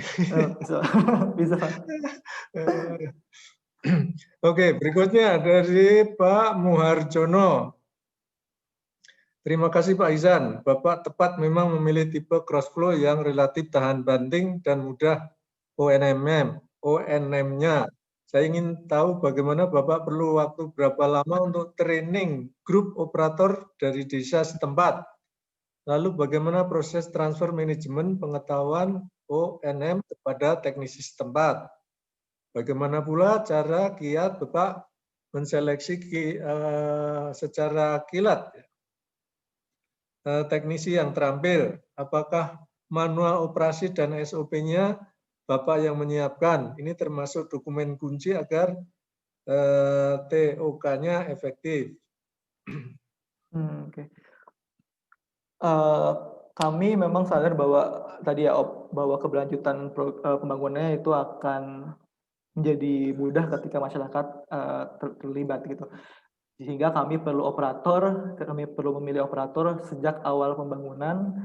Ketika tim konstruksi atau tim engineering-nya itu memang sampai di tempat, kami tim yang langsung berdiskusi dengan stakeholder di daerah setempat, mungkin kepala desa, bahwa kami ingin mengajak anak-anak muda di sana untuk ikut kerja bersama kami dengan memang dengan fasilitas yang sama dengan pekerja yang kami bawa, semacam gaji dan sebagainya. Nah dari situ akhirnya dapat beberapa orang, ya udah di situ terlibat sejak awal pembangunan. Mereka tahu prosesnya, mereka tahu capeknya, istilahnya capeknya atau lelahnya. Dari situ tim itu melihat siapa saja yang berpotensi untuk dijadikan operator. Jadi ketika sudah hampir commissioning dan sebagainya, akhirnya kami menentukan siapa operatornya, 1-2 orang, atau mungkin 3 orang jika memang desa yang sangat luas, karena operator bukan hanya mengecek di power plant aja, tapi juga mengecek ke rumah-rumah, jaringan dan sebagainya. Jadi ketika kami pilih, ya baru saat itu kami secara spesifik memberikan training bagaimana troubleshooting, bagaimana maintenance-nya. Selain itu juga ditambah memang kami membuat buku panduan atau buku manual yang untuk maintenance, untuk operation, dan juga ditambah kami menjelaskan mungkin buku-buku manual yang mungkin disediakan oleh vendor turbin, mungkin generator dan sebagainya. Jadi ya itu sangat penting, sekomprehensif mungkin kami menyampaikan ke operator terpilih bahwa yang mereka yang akan melanjutkan, ya mereka akan yang mengelola di situ daerah tersebut, Pak. Baik, berikutnya Pak Budi Santoso lagi. Mas Ihsan, untuk pendanaan proyek-proyek community development ini di pedesaan bagaimana ya? Mungkin bisa diceritakan bentuk kerjasama antara grupnya Mas Ihsan dengan desa. Biasanya di desa-desa itu ada BUMDes, Badan Usaha Milik Desa. Bisa diajak kerjasama dan mereka lebih mudah mendapatkan dana dari pemerintah. Apalagi untuk community development seperti ini. Ya betul sekali sih Pak Budi. Memang kami juga memang menyasar untuk bermitra dengan BUMDes yang sudah berdiri di desa tersebut, karena tentu saja mereka ada suntikan dana dari ADD atau mungkin dana desa, sehingga yang penting kita tahu program apa yang mau kita jalani dengan mereka. Jadi mereka juga mau terbuka untuk sama-sama ikut terlibat dalam kegiatan bersama kami begitu. Jadi kalau untuk pendanaan proyeknya sebetulnya memang tidak terlalu spesifik banyak ya, artinya lebih banyak mungkin bentuknya CSR. Mungkin ketika Bapak mungkin punya naungan yayasan, itu akan sangat mudah ketika punya yayasan terus akhirnya ikut dalam program CSR mungkin suatu perusahaan dan sebagainya. Jadi namun memang saya rasakan sangat sulit ketika kami bentuknya entitas bisnis itu atau PT yang tiba-tiba ingin dapat CSR. Mungkin kadang sangat sulit ya, karena pasti akan dilihatkan mungkin seperti NGO lagi atau mungkin yayasan atau mungkin CSO ya, community organization, akan lebih mudah untuk dapat CSR gitu. Jadi kalau mau dapat CSR, menurut saya sih penting juga sih punya yayasan gitu, selain mungkin punya entitas utamanya mungkin PT. Jadi kalau yayasan mungkin skemanya menerima CSR yang menjalankan untuk PT itu mungkin umumnya mungkin ada juga yang seperti itu. Jadi punya yayasan juga, punya PT juga. Jadi selain ikut program juga ikut juga community development-nya begitu sih Pak. Oke, ini sambil nunggu lagi pertanyaan di chat nih, sudah habis ini. Tanya lagi ini. Dari pengalaman ini lebih banyak operasional tim Mas Ihsan ini di mana saja nih? Hanya di Nusa Tenggara atau ada di daerah-daerah lain juga di Indonesia? Kalau untuk saat ini kami ada memang hanya di NTT Pak, memang kami baru mengidentifikasikannya di NTT, tadi ada di Alor, ada juga di Flores Timur dan juga di ND. itu kami memang karena di sana mungkin Indonesia Timur punya banyak potensi agriculture atau komoditas, jadi kami mencoba penetrasi masuk ke daerah sana sih Pak, di NTT gitu. Tapi beberapa kali juga kami ada ajakan ya untuk berkolaborasi untuk di beberapa daerah, tapi berhubungan dengan perikanan. Tapi saat ini belum kami garap itu karena memang untuk NTT saja mungkin ya cukup butuh usaha juga atau upaya juga untuk fokus di 3 daerah tersebut, di 3 desa. 3 daerah ya di NTT ya. NTT semua Pak, tapi iya.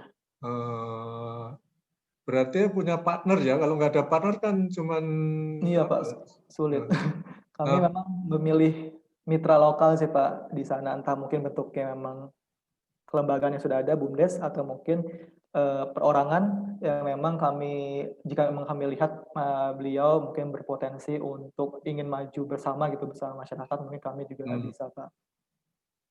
Wah, cara menemukan orang seperti itu gimana? Luar biasa ini. Ini ilmunya tidak diajarkan di kelas. Sebetulnya karena jejaring Pak ya, karena networking kami mencoba menghubungi NGO lokal yang ada gitu. Jadi apakah ada kenalan atau mungkin ada tokoh pemuda kah atau mungkin orang-orang yang mungkin bisa kami ajak diskusi awal. Mungkin saat itu ketika memang kami cocok sih memang kami jelaskan skemanya, sebagainya, bentuk bisnisnya. Jadi jika memang cocok, ya kami baru mungkin menjalin bentuk kerjasama dengan emang catatan memang ada hitam dan putih semacam MOU dan kontrak kerja sebagainya tetap ada. Baik, ini ada satu pertanyaan muncul dari Pak M. Iksan. Izin bertanya lagi, Pak. 1. Pada PLTB kira-kira untuk 1 turbin angin bisa menghasilkan listrik berapa watt, Pak? 2. Kira-kira berapa harga 1 turbin sampai menghasilkan listrik, Pak? Nah, ini pertanyaan PLTB lagi, Pak. Ya mungkin Pak Ihsan bisa mungkin diskusi, saya mungkin kontak Bapak atau mungkin Bapak kontak saya, karena kebetulan memang saya tidak ada pengalaman secara spesifik terlibat langsung di PLTB. Jadi untuk saat ini mungkin belum bisa menjawab ini, mohon maaf untuk Pak Ihsan. Mungkin nanti saya coba untuk mungkin carikan jawabannya mungkin dari rekanan saya mungkin yang punya pengalaman di PLTB Pak, gitu. Baik, nih nunggu lagi pertanyaan muncul. Waktu masih 30 menit lagi. Harus kita manfaatkan semaksimal mungkin. Nah, saya ingin diberikan share yaitu kalau untuk satu proyek di satu daerah itu dari saat inisiasi sampai berhasil goal proyeknya itu dari pengalaman selama ini berapa lama itu? Mungkin dari inisiasi dari mungkin mengajukan Pak ya? Ya, jadi misalkan ini ketemu sama partner BUMDes atau apa, terus ini diskusi masalah potensi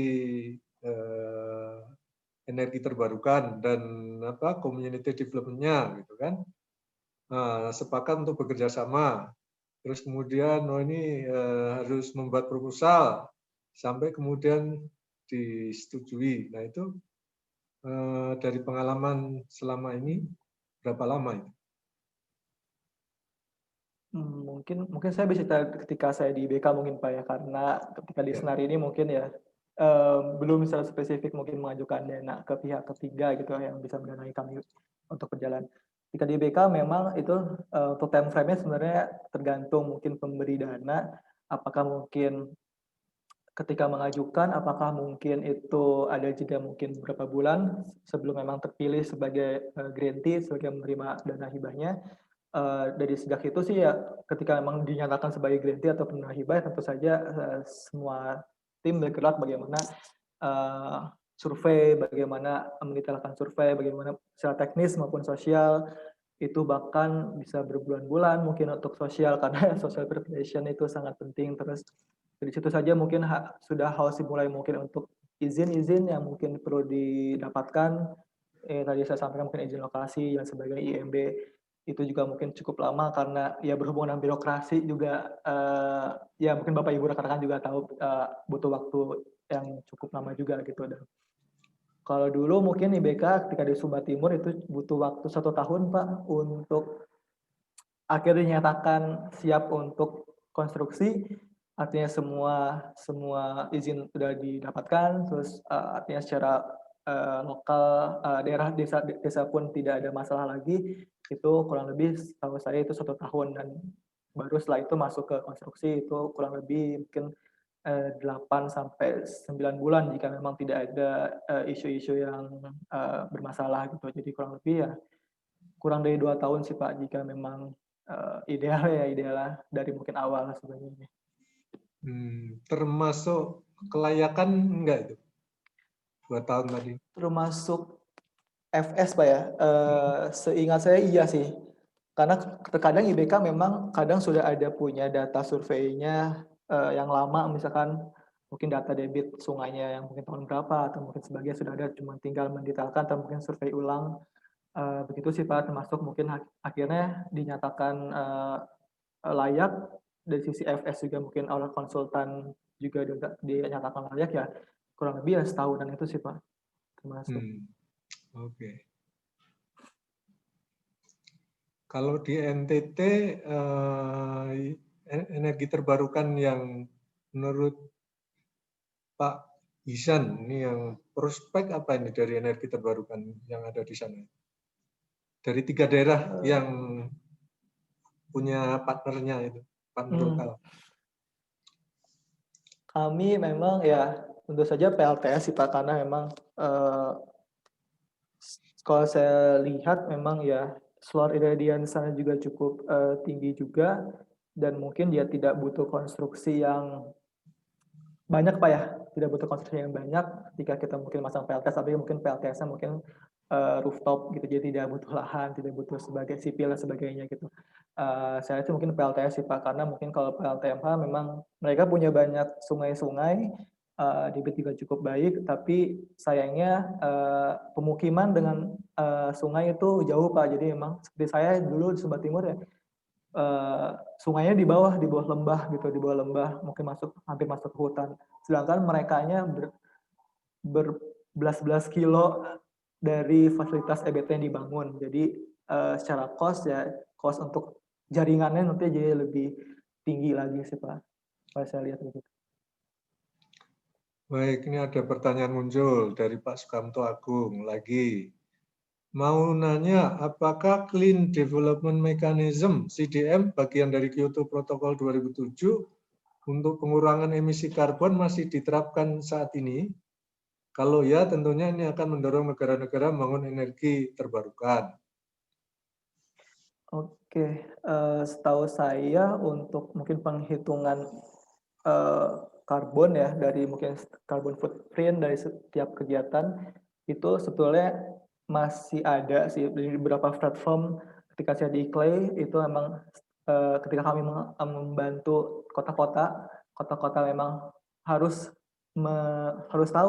harus tahu berapa sih karbon di daerah mereka gitu, di berbagai sektor, mungkin transportasi, industri dan sebagainya.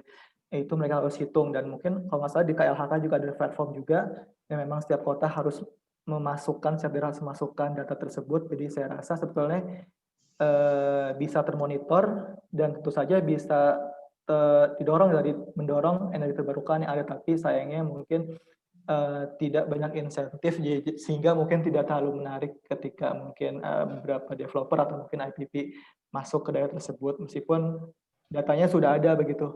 Datanya memang sudah ada, sudah banyak juga mungkin.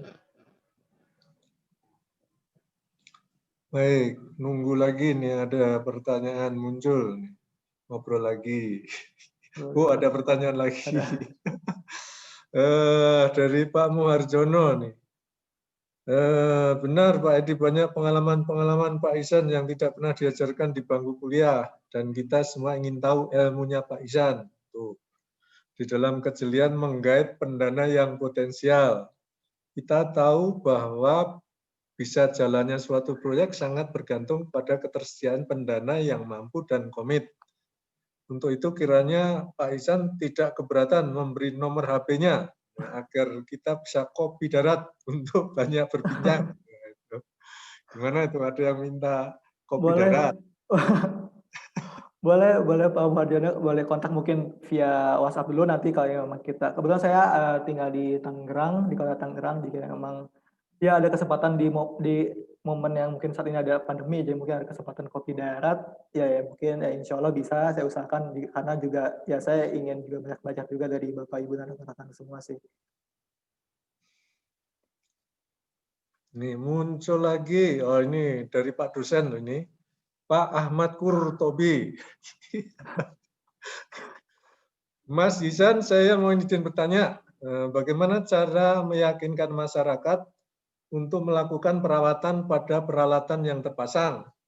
Berapa lama rata-rata proses pendekatan yang dilakukan untuk meyakinkan masyarakat tentang pentingnya peralatan tersebut? Apakah pernah mengalami permasalahan dengan kearifan lokal? Oke, oke, baik Pak Kurtobi. Ya, kalau untuk proses pendekatan sebenarnya tidak ada tidak ada formula atau time frame tepatnya sih. Tapi memang kami sejak sebelum mungkin pembangunan pun kami sudah masuk ke masyarakat, kami namakan social preparation. Dari situ mungkin kami sedikit-sedikit kami jelaskan apa yang akan dibangun, terus apa saja nanti yang akan datang ke desa mereka. Sejak itu mungkin akhirnya mereka mungkin semakin banyak cerita yang mereka dengarkan sehingga mereka terus terus tertarik dan sebagainya. Jadi mereka lama-lama akan paham dan sadar bahwa ya apa sih yang akan dibangun di desa tersebut gitu. Sedangkan untuk operator sendiri memang yang tadi saya sampaikan kami pilih, kami seleksi secara natural itu ya ketika emang selama pembangunan, selama mereka terlibat di konstruksi gitu, karena kita libatkan mereka meskipun mereka mungkin terlibat di hal-hal yang sederhana, tapi ketika mungkin ada 1-2 orang yang mungkin niat belajarnya atau mungkin antusiasmenya juga tinggi, ya kadang itu kami lihat bahwa mungkin orang ini dapat menjadi operator, dan dari situ baru kami intensif untuk training sih. Dan selama ini mungkin kearifan lokal untuk berbenturan mungkin tidak ada ya, karena kami selalu mencoba menghormati beberapa kearifan lokal yang ada. Jika memang ketika pembangunan sebelumnya harus ada kegiatan adat dulu mungkin kami ikuti, ketika mungkin ada harus sembelih kerbau atau sapi dulu kami ikuti. Jadi selama memang mereka juga menerima dan juga kami juga tidak ada berbenturan dengan apapun, kami mencoba untuk sebisa mungkin menerima adat budaya dan kearifan lokal yang ada sih. Oke, muncul lagi nih dari Pak Budi Santoso. Tertarik dengan yayasan, ini kayaknya punya yayasan nih Pak Budi Santoso. Tadi disebutkan kalau tidak salah jika punya yayasan akan lebih mudah mendapatkan dana CSR. Perusahaan yang memberikan dana CSR bukannya dari perusahaan setempat. Kalau tidak ada perusahaan di situ bagaimana? Apakah proyek Mas Ihsan ada yang di Jawa Barat? Di mana? Terima kasih. Oke, baik Pak Budi. Iya, memang CSR akan porsi lebih besar ketika memang ada perusahaan setempat yang berdiri di situ ya. Jadi sama waktu dulu saya masuk ke Pulau Tunda, dulu ada perusahaan tambang pasir yang sebenarnya beberapa tahun ceritanya itu memang mereka banyak memberikan CSR, tapi ketika kami masuk, wah ternyata mereka sudah tutup. Jadi sebetulnya yang mungkin masyarakat saat kami coba masuk ke Pulau Tunda tersebut berharap bahwa ada suntikan dana mungkin dari CSR perusahaan yang lama tersebut, ternyata tidak ada. Jadi lagi-lagi ya programnya belum berjalan. Sedangkan ketika mungkin menunggu dana Pemda atau mungkin ADD, dana desa itu juga cukup lama dan juga mungkin porsinya tidak bisa dihabiskan semua untuk fasilitas EBT gitu. Kalau buat saya sih ya mungkin yayasan dan networking sih Pak Budi. Jadi karena ketika kita mungkin punya networking ke perusahaan, mungkin perusahaan besar atau mungkin perusahaan di luar daerah, ketika memang punya program atau mungkin visi value yang sama, kadang ya bisa match, bisa ketemu, dan bisa jalan sih akhirnya programnya gitu. Jadi kadang memang di perusahaan di luar daerah tersebut pun bisa mensupport sih program community development sendiri. Kalau untuk di Jawa Barat kebetulan belum ada, Pak Budi. Mungkin jika mungkin ada daerah potensi yang punya barang komoditas bisa sama-sama di-develop, mungkin ya bisa juga kami lihat sih, Pak. Oh, ini di Jawa Barat ada Pak ini loh, Pak Selamat ini, Dinas ESDM. Nah, mungkin bisa berkomentar ini Pak Selamat.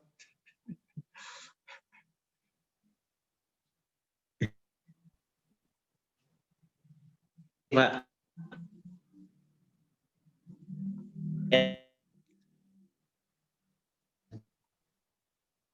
Bagaimana? Terputus-putus nih Pak. Putus-putus ya. Ah, ini sudah enggak.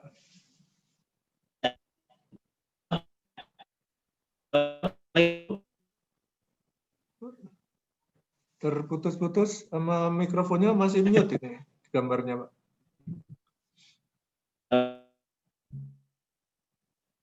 Bukan.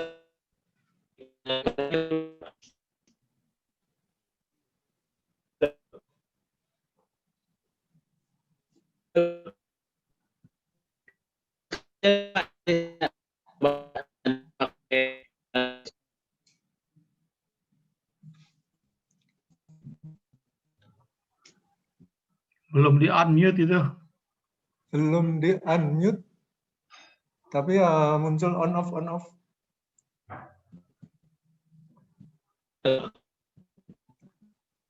Belum di-unmute, Pak, mikrofonnya.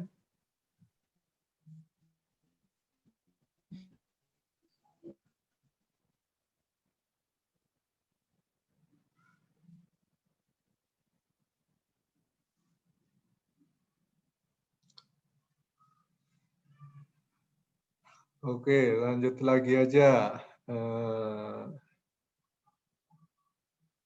Ini dari Pak Sukamto Agung. Untuk CSR pengalaman saya, tidak harus ada perusahaan di lokal, entah KKN atau bukan. Bisa juga pejabat pusat memerintahkan CSR suatu perusahaan dialokasikan ke daerah asalnya atau daerah tertentu. Itu. Ini ada sharing dari Pak Sukamto Agung. Mungkin dari Pak Isan ada komentar nih tentang ini, tentang perusahaan yang memberikan CSR ini. Apakah umumnya lokal ataukah sebenarnya ya bisa ini bisa pokoknya beroperasi di seluruh NKRI gitu. Sebetulnya betul sih yang disampaikan Pak Sukamto bahwa ya tidak harus perusahaan lokal yang memberikan CSR di daerah tersebut, bisa juga yang perusahaan mungkin di luar daerah tersebut.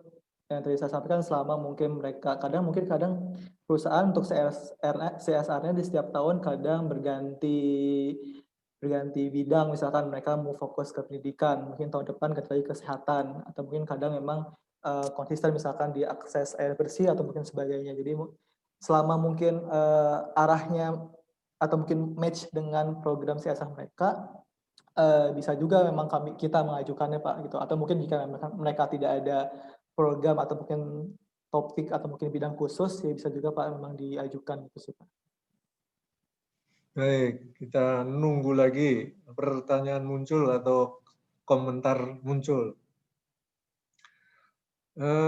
Tadi oleh Pak Isan tadi, kalau pertanyaan mengenai keekonomian masih belum yakin menjawabnya, gitu ya.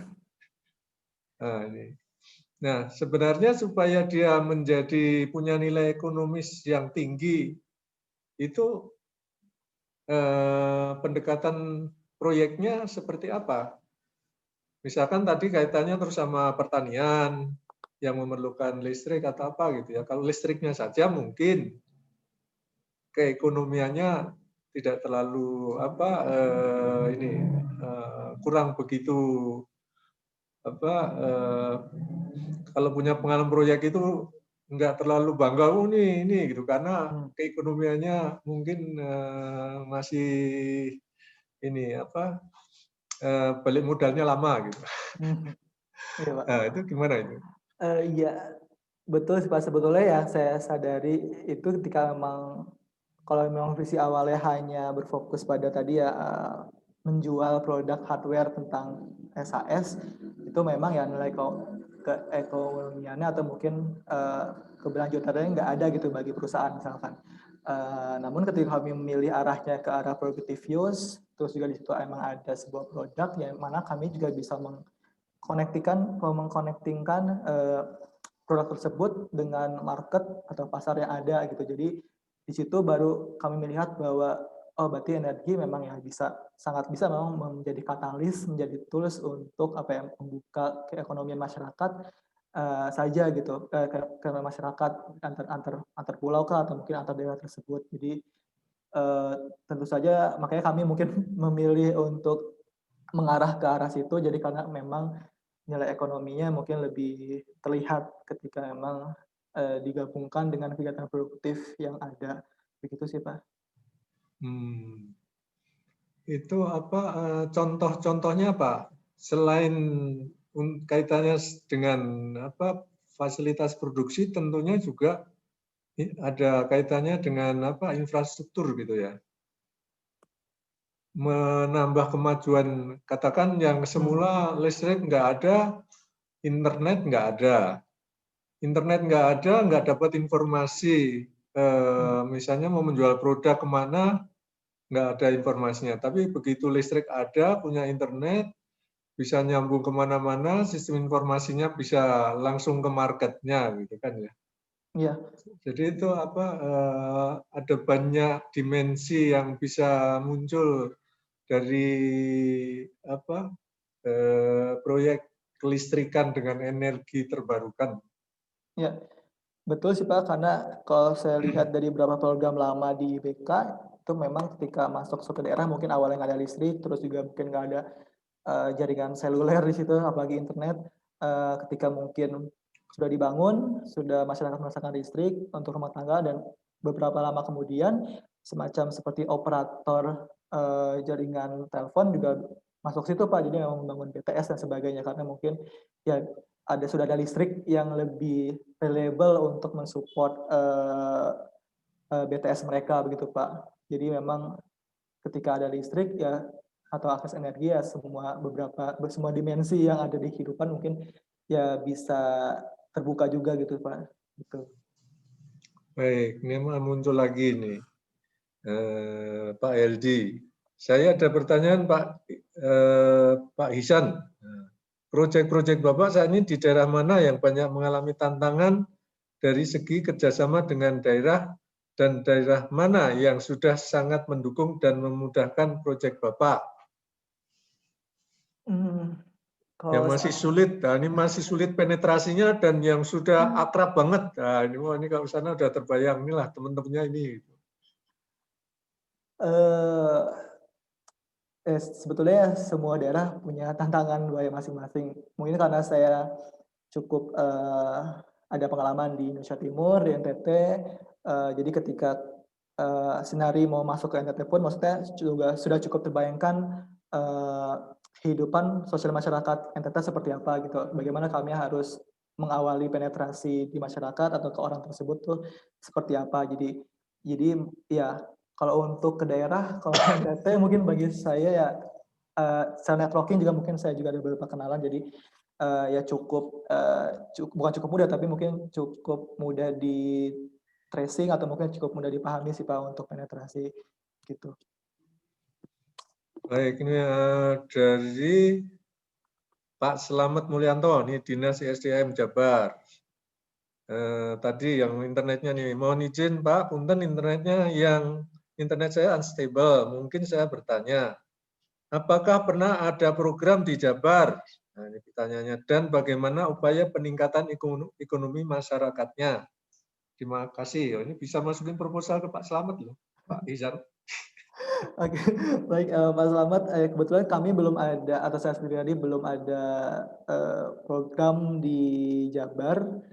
Mungkin kalau IBK sudah ada ya di Jabar. Kalau saya pribadi belum ada di Jabar. Kalau untuk upaya peningkatan ekonomi masyarakat sebetulnya yang penting ya ada assessment tersendiri sih memang yang melihat apa potensial dari keekonomian di masyarakat tersebut, apa yang mungkin bisa dikembangkan, bisa di-develop di daerah tersebut gitu sih Pak.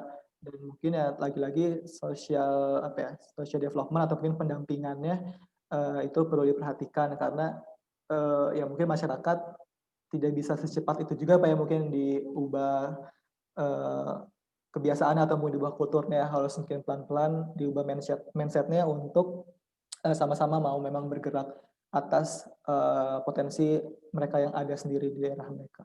Begitu mungkin Pak Slamet. Iya. Tapi yang IBK tadi ini ya pernah ya? IBK di Jabar pernah, PLTMH di daerah Halimun, Gunung Salak pernah ada juga Pak. Oh, berapa besar kapasitasnya? Wah, soalnya ada beberapa titik hampir 4 PLTMH di tahun 90-an memang sudah dibangun di sana gitu sih Pak. Iya. Ya artinya pernah dari IBK-nya pernah gitu kan. Tinggal ke pengalaman pengembangan komunitasnya seperti apa itu yang mungkin ditanya oleh Pak Slamet tadi itu loh. Dampak dari pemasangan PLTMH bagi masyarakat ini selain listrik yang sebenarnya kalau hanya listrik saja kan tidak terlalu menarik. Sekarang apa sih padahal di Pemprov Jabar ini sangat antusias sekali ya kalau memang listrik menjadi trigger pertama, kemudian terus bisa menjadi pendorong untuk kemajuan sektor-sektor yang lain, itu sangat tertarik. Pak Slamet itu nanti mencarikan CSR itu. Nah itu mungkin dari contoh yang pernah di Halimun itu masyarakat mendapatkan pengembangan komunitas seperti apa dan mungkinkah gitu kan? Kan kalau air Jawa Barat ini sangat banyak sekali kelihatannya potensinya ini ya. Nah itu. Iya, kalau ketika dulu saya juga pernah berkunjung ke sana, memang sudah dibangun, dampaknya memang sangat besar sih Pak. Memang selain memang di rumah tangga memang ada listrik, juga mereka juga akhirnya punya produk kopi, akhirnya mereka bisa mengolah kopi, pengeringan dan sebagainya. Terus juga mereka bahkan sampai punya, karena mungkin di gunung ya Pak, jadi mereka punya apa ya kayak TV Pak, jaringan TV sendiri lokal mereka punya. Oh iya. Iya. Jadi mereka buat saya sih sudah sangat berkembang sih, sudah sangat berkembang ketika menerima fasilitas tersebut ya mereka juga mau juga Pak untuk berkembang dari sisi keekonomian dan juga sosial masyarakat. Iya. Makanya itu kan contoh tadi dengan listrik ada kopi, ada jaringan TV. Ya. Itu mungkin contoh-contoh pengembangan komunitas yang memang perlu ditonjolkan supaya bisa mendorong, nah itu kan EBT-nya bisa menjadi lebih bermanfaat lagi ya. Kan Ya betul Pak. sekarang ini image-nya waduh EBT mahal gitu kan. Ya mungkin kalau hanya sekedar menghasilkan listrik saja bisa jadi seperti itu gitu. Tapi kalau bisa memberikan nilai tambah yang lainnya bisa menjadi jauh lebih menarik. Selain Jabar itu kopi ada di banyak tempat loh. Iya banyak Pak. Di gunung-gunung banyak, di banyak tempat yang ada, itu Pangalengan sana ada, atau mana lagi itu. Betul Pak. Kelas dunia loh kopinya Jawa Barat tuh. Kalau di tempat lain mungkin kalau yang di NTT tadi pertanian ya. Kalau yang kaitannya dengan perikanan ada juga nggak itu? Perikanan kami hampir memang mau berkolaborasi dengan startup perikanan juga Pak. Mungkin Bapak Ibu rekan-rekan tahun Aruna. Kebetulan juga teman kuliah saya juga Aruna, memang mereka fokus ke perikanan, memang pendampingan masyarakat juga bersama nelayan. Nah, karena mereka tidak ada listrik, mereka harus mensimpan ikannya dengan baik, sehingga mereka butuh cold storage, Pak. Jadi Ya, betul, sempat adalah isunya itu. obrolan Ada obrolan untuk hal tersebut, tapi ya karena pandemi ini juga mereka tidak ada kunjungan ke site, ke lokasi, jadi sementara ini terpending sih Pak untuk yang ke cold storage itu. Jadi kami lebih ke agriculture untuk saat ini. Ya, itu menarik itu tentang cold storage itu.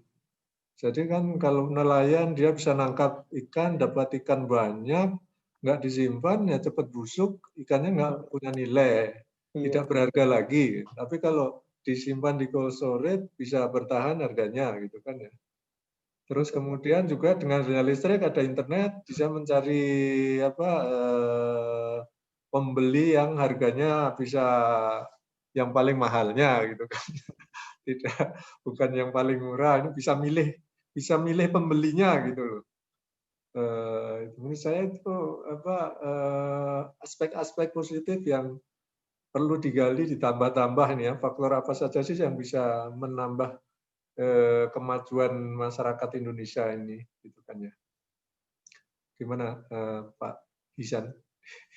Iya, ya betul sih Pak, memang energi terbarukan atau mungkin kelistrikan ya tadi ya bisa membuka banyak hal-hal lain yang dibutuhkan masyarakat untuk kehidupan mereka gitu, kayak internet atau mungkin untuk menjaga tadi produk mereka juga. Jadi ya yang penting ya emang tepat guna sih Pak, kalau saya lihat yang penting apapun itu sebenarnya tepat guna yang emang dibutuhkan oleh masyarakat Pak.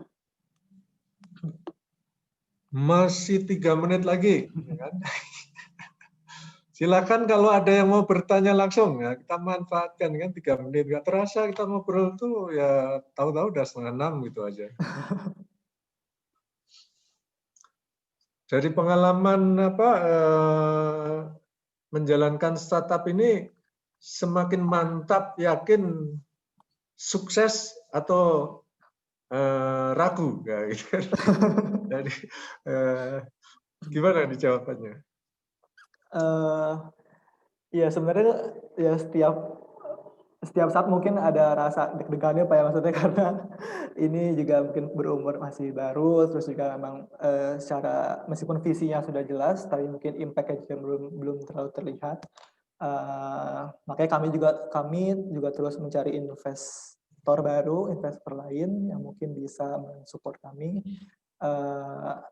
Dibilang yakin ya mungkin ya yakin Pak, memang karena mungkin kami bersama-sama dan saya pribadi juga terlibat dalam pembuatan bisnis modelnya, dan saya rasa ini apa ya, jalan atau mungkin cara yang baik, yang tepat, tapi mungkin ya saya rasa memang tidak ada yang mudah Pak ya, di awalnya tidak ada yang mudah. Jadi kami masih berusaha dan mungkin saling menguatkan mungkin Pak di saat ini. Ya, soalnya keyakinan itu merupakan bagian dari kesuksesan.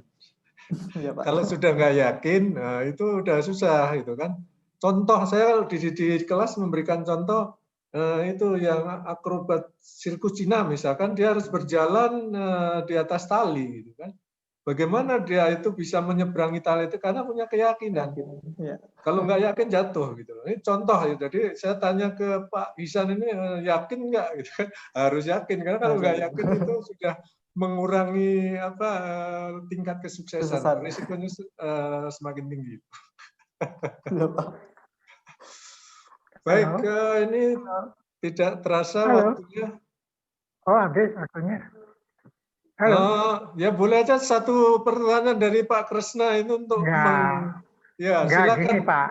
Ya, Saya itu kalau lihat di Bali ya Pak ya, di Bali ada bambu itu ke atas, terus ada kipasnya yang berputar. Sederhana. Nah, apa ini bisa enggak dipaparkan untuk bisa ngisi baterai gitu loh? Apa pakai apa ya yang sederhana lah gitu. Kalau yang itu kan mahal itu yang pakai besian segala. Itu saya punya pikiran gitu Pak. Kecil-kecil aja, tapi Pak anunya putarannya banyak kecil. Terus ngisi baterai itunya pakai dinamo sepeda motor itu, dinamo sepeda itu anunya ya listriknya gitu. Itu aja saya apa mungkin enggak itu untuk skala kecil. tidak skala besar. Terima kasih. Ada komentar Pak Ihsan? Oke, mungkin Pak Kresna ya. Menurut saya bisa sih Pak. Bisa, sangat bisa ketika mungkin ada sistem sederhana seperti itu, mungkin bisa. Yang penting secara teknis mungkin dilihat kelayakannya seperti apa. Karena berapa mungkin pikohidro pun mungkin tidak dari turbin yang rumit, mungkin juga ada yang dari kayu dan sebagainya. Jadi menurut saya sistem-sistem sederhana itu juga bisa diterapkan karena mungkin mengikuti kearifan lokal yang ada, banyak bambu dan sebagainya, banyak angin juga mungkin, ya itu potensi lokal sekali Pak. Baik, 17.32 kita akhiri acara sore hari ini. Sekali lagi, Badan Kejuruan Teknik Fisika mengucapkan terima kasih pada Pak Ahmad Rifdatul Hisan yang sudah memberikan knowledge sharing-nya, berbagi, yang sudah berdiskusi dengan banyak tadi informasi-informasi pengalaman yang walaupun baru 4 tahun tapi banyak ceritanya. Terima kasih Pak Herdiansyah yang sudah menyampaikan safety moment-nya. Terima kasih juga ibu-ibu dan bapak-bapak sekalian yang masih bergabung sampai akhir acara ini. Kita akhiri acara hari ini. Mohon maaf kalau ada yang kurang berkenan. Besok sore kita menghargai hari libur nasional, jadi besok tidak ada ini knowledge sharing. Baik, selamat sore. Wassalamualaikum warahmatullahi wabarakatuh. Waalaikumsalam warahmatullahi wabarakatuh. Terima kasih. Salam sehat dimanapun berada. Ya, terima kasih. Waalaikumsalam warahmatullahi wabarakatuh. Terima kasih Pak Ihsan. Terima kasih Pak Edi. Ya, terima kasih. Terima kasih Pak Ihsan. Ya, terima kasih. Terima kasih. Makasih Pak Edi. Ya, makasih.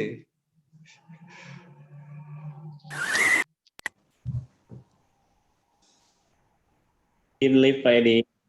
Ya, silakan. Ya, mohon izin juga. Terima kasih Pak Edi. Ya, terima kasih kembali. Terima kasih Pak Edi, Terima Jinli. kasih. Ji, monggo.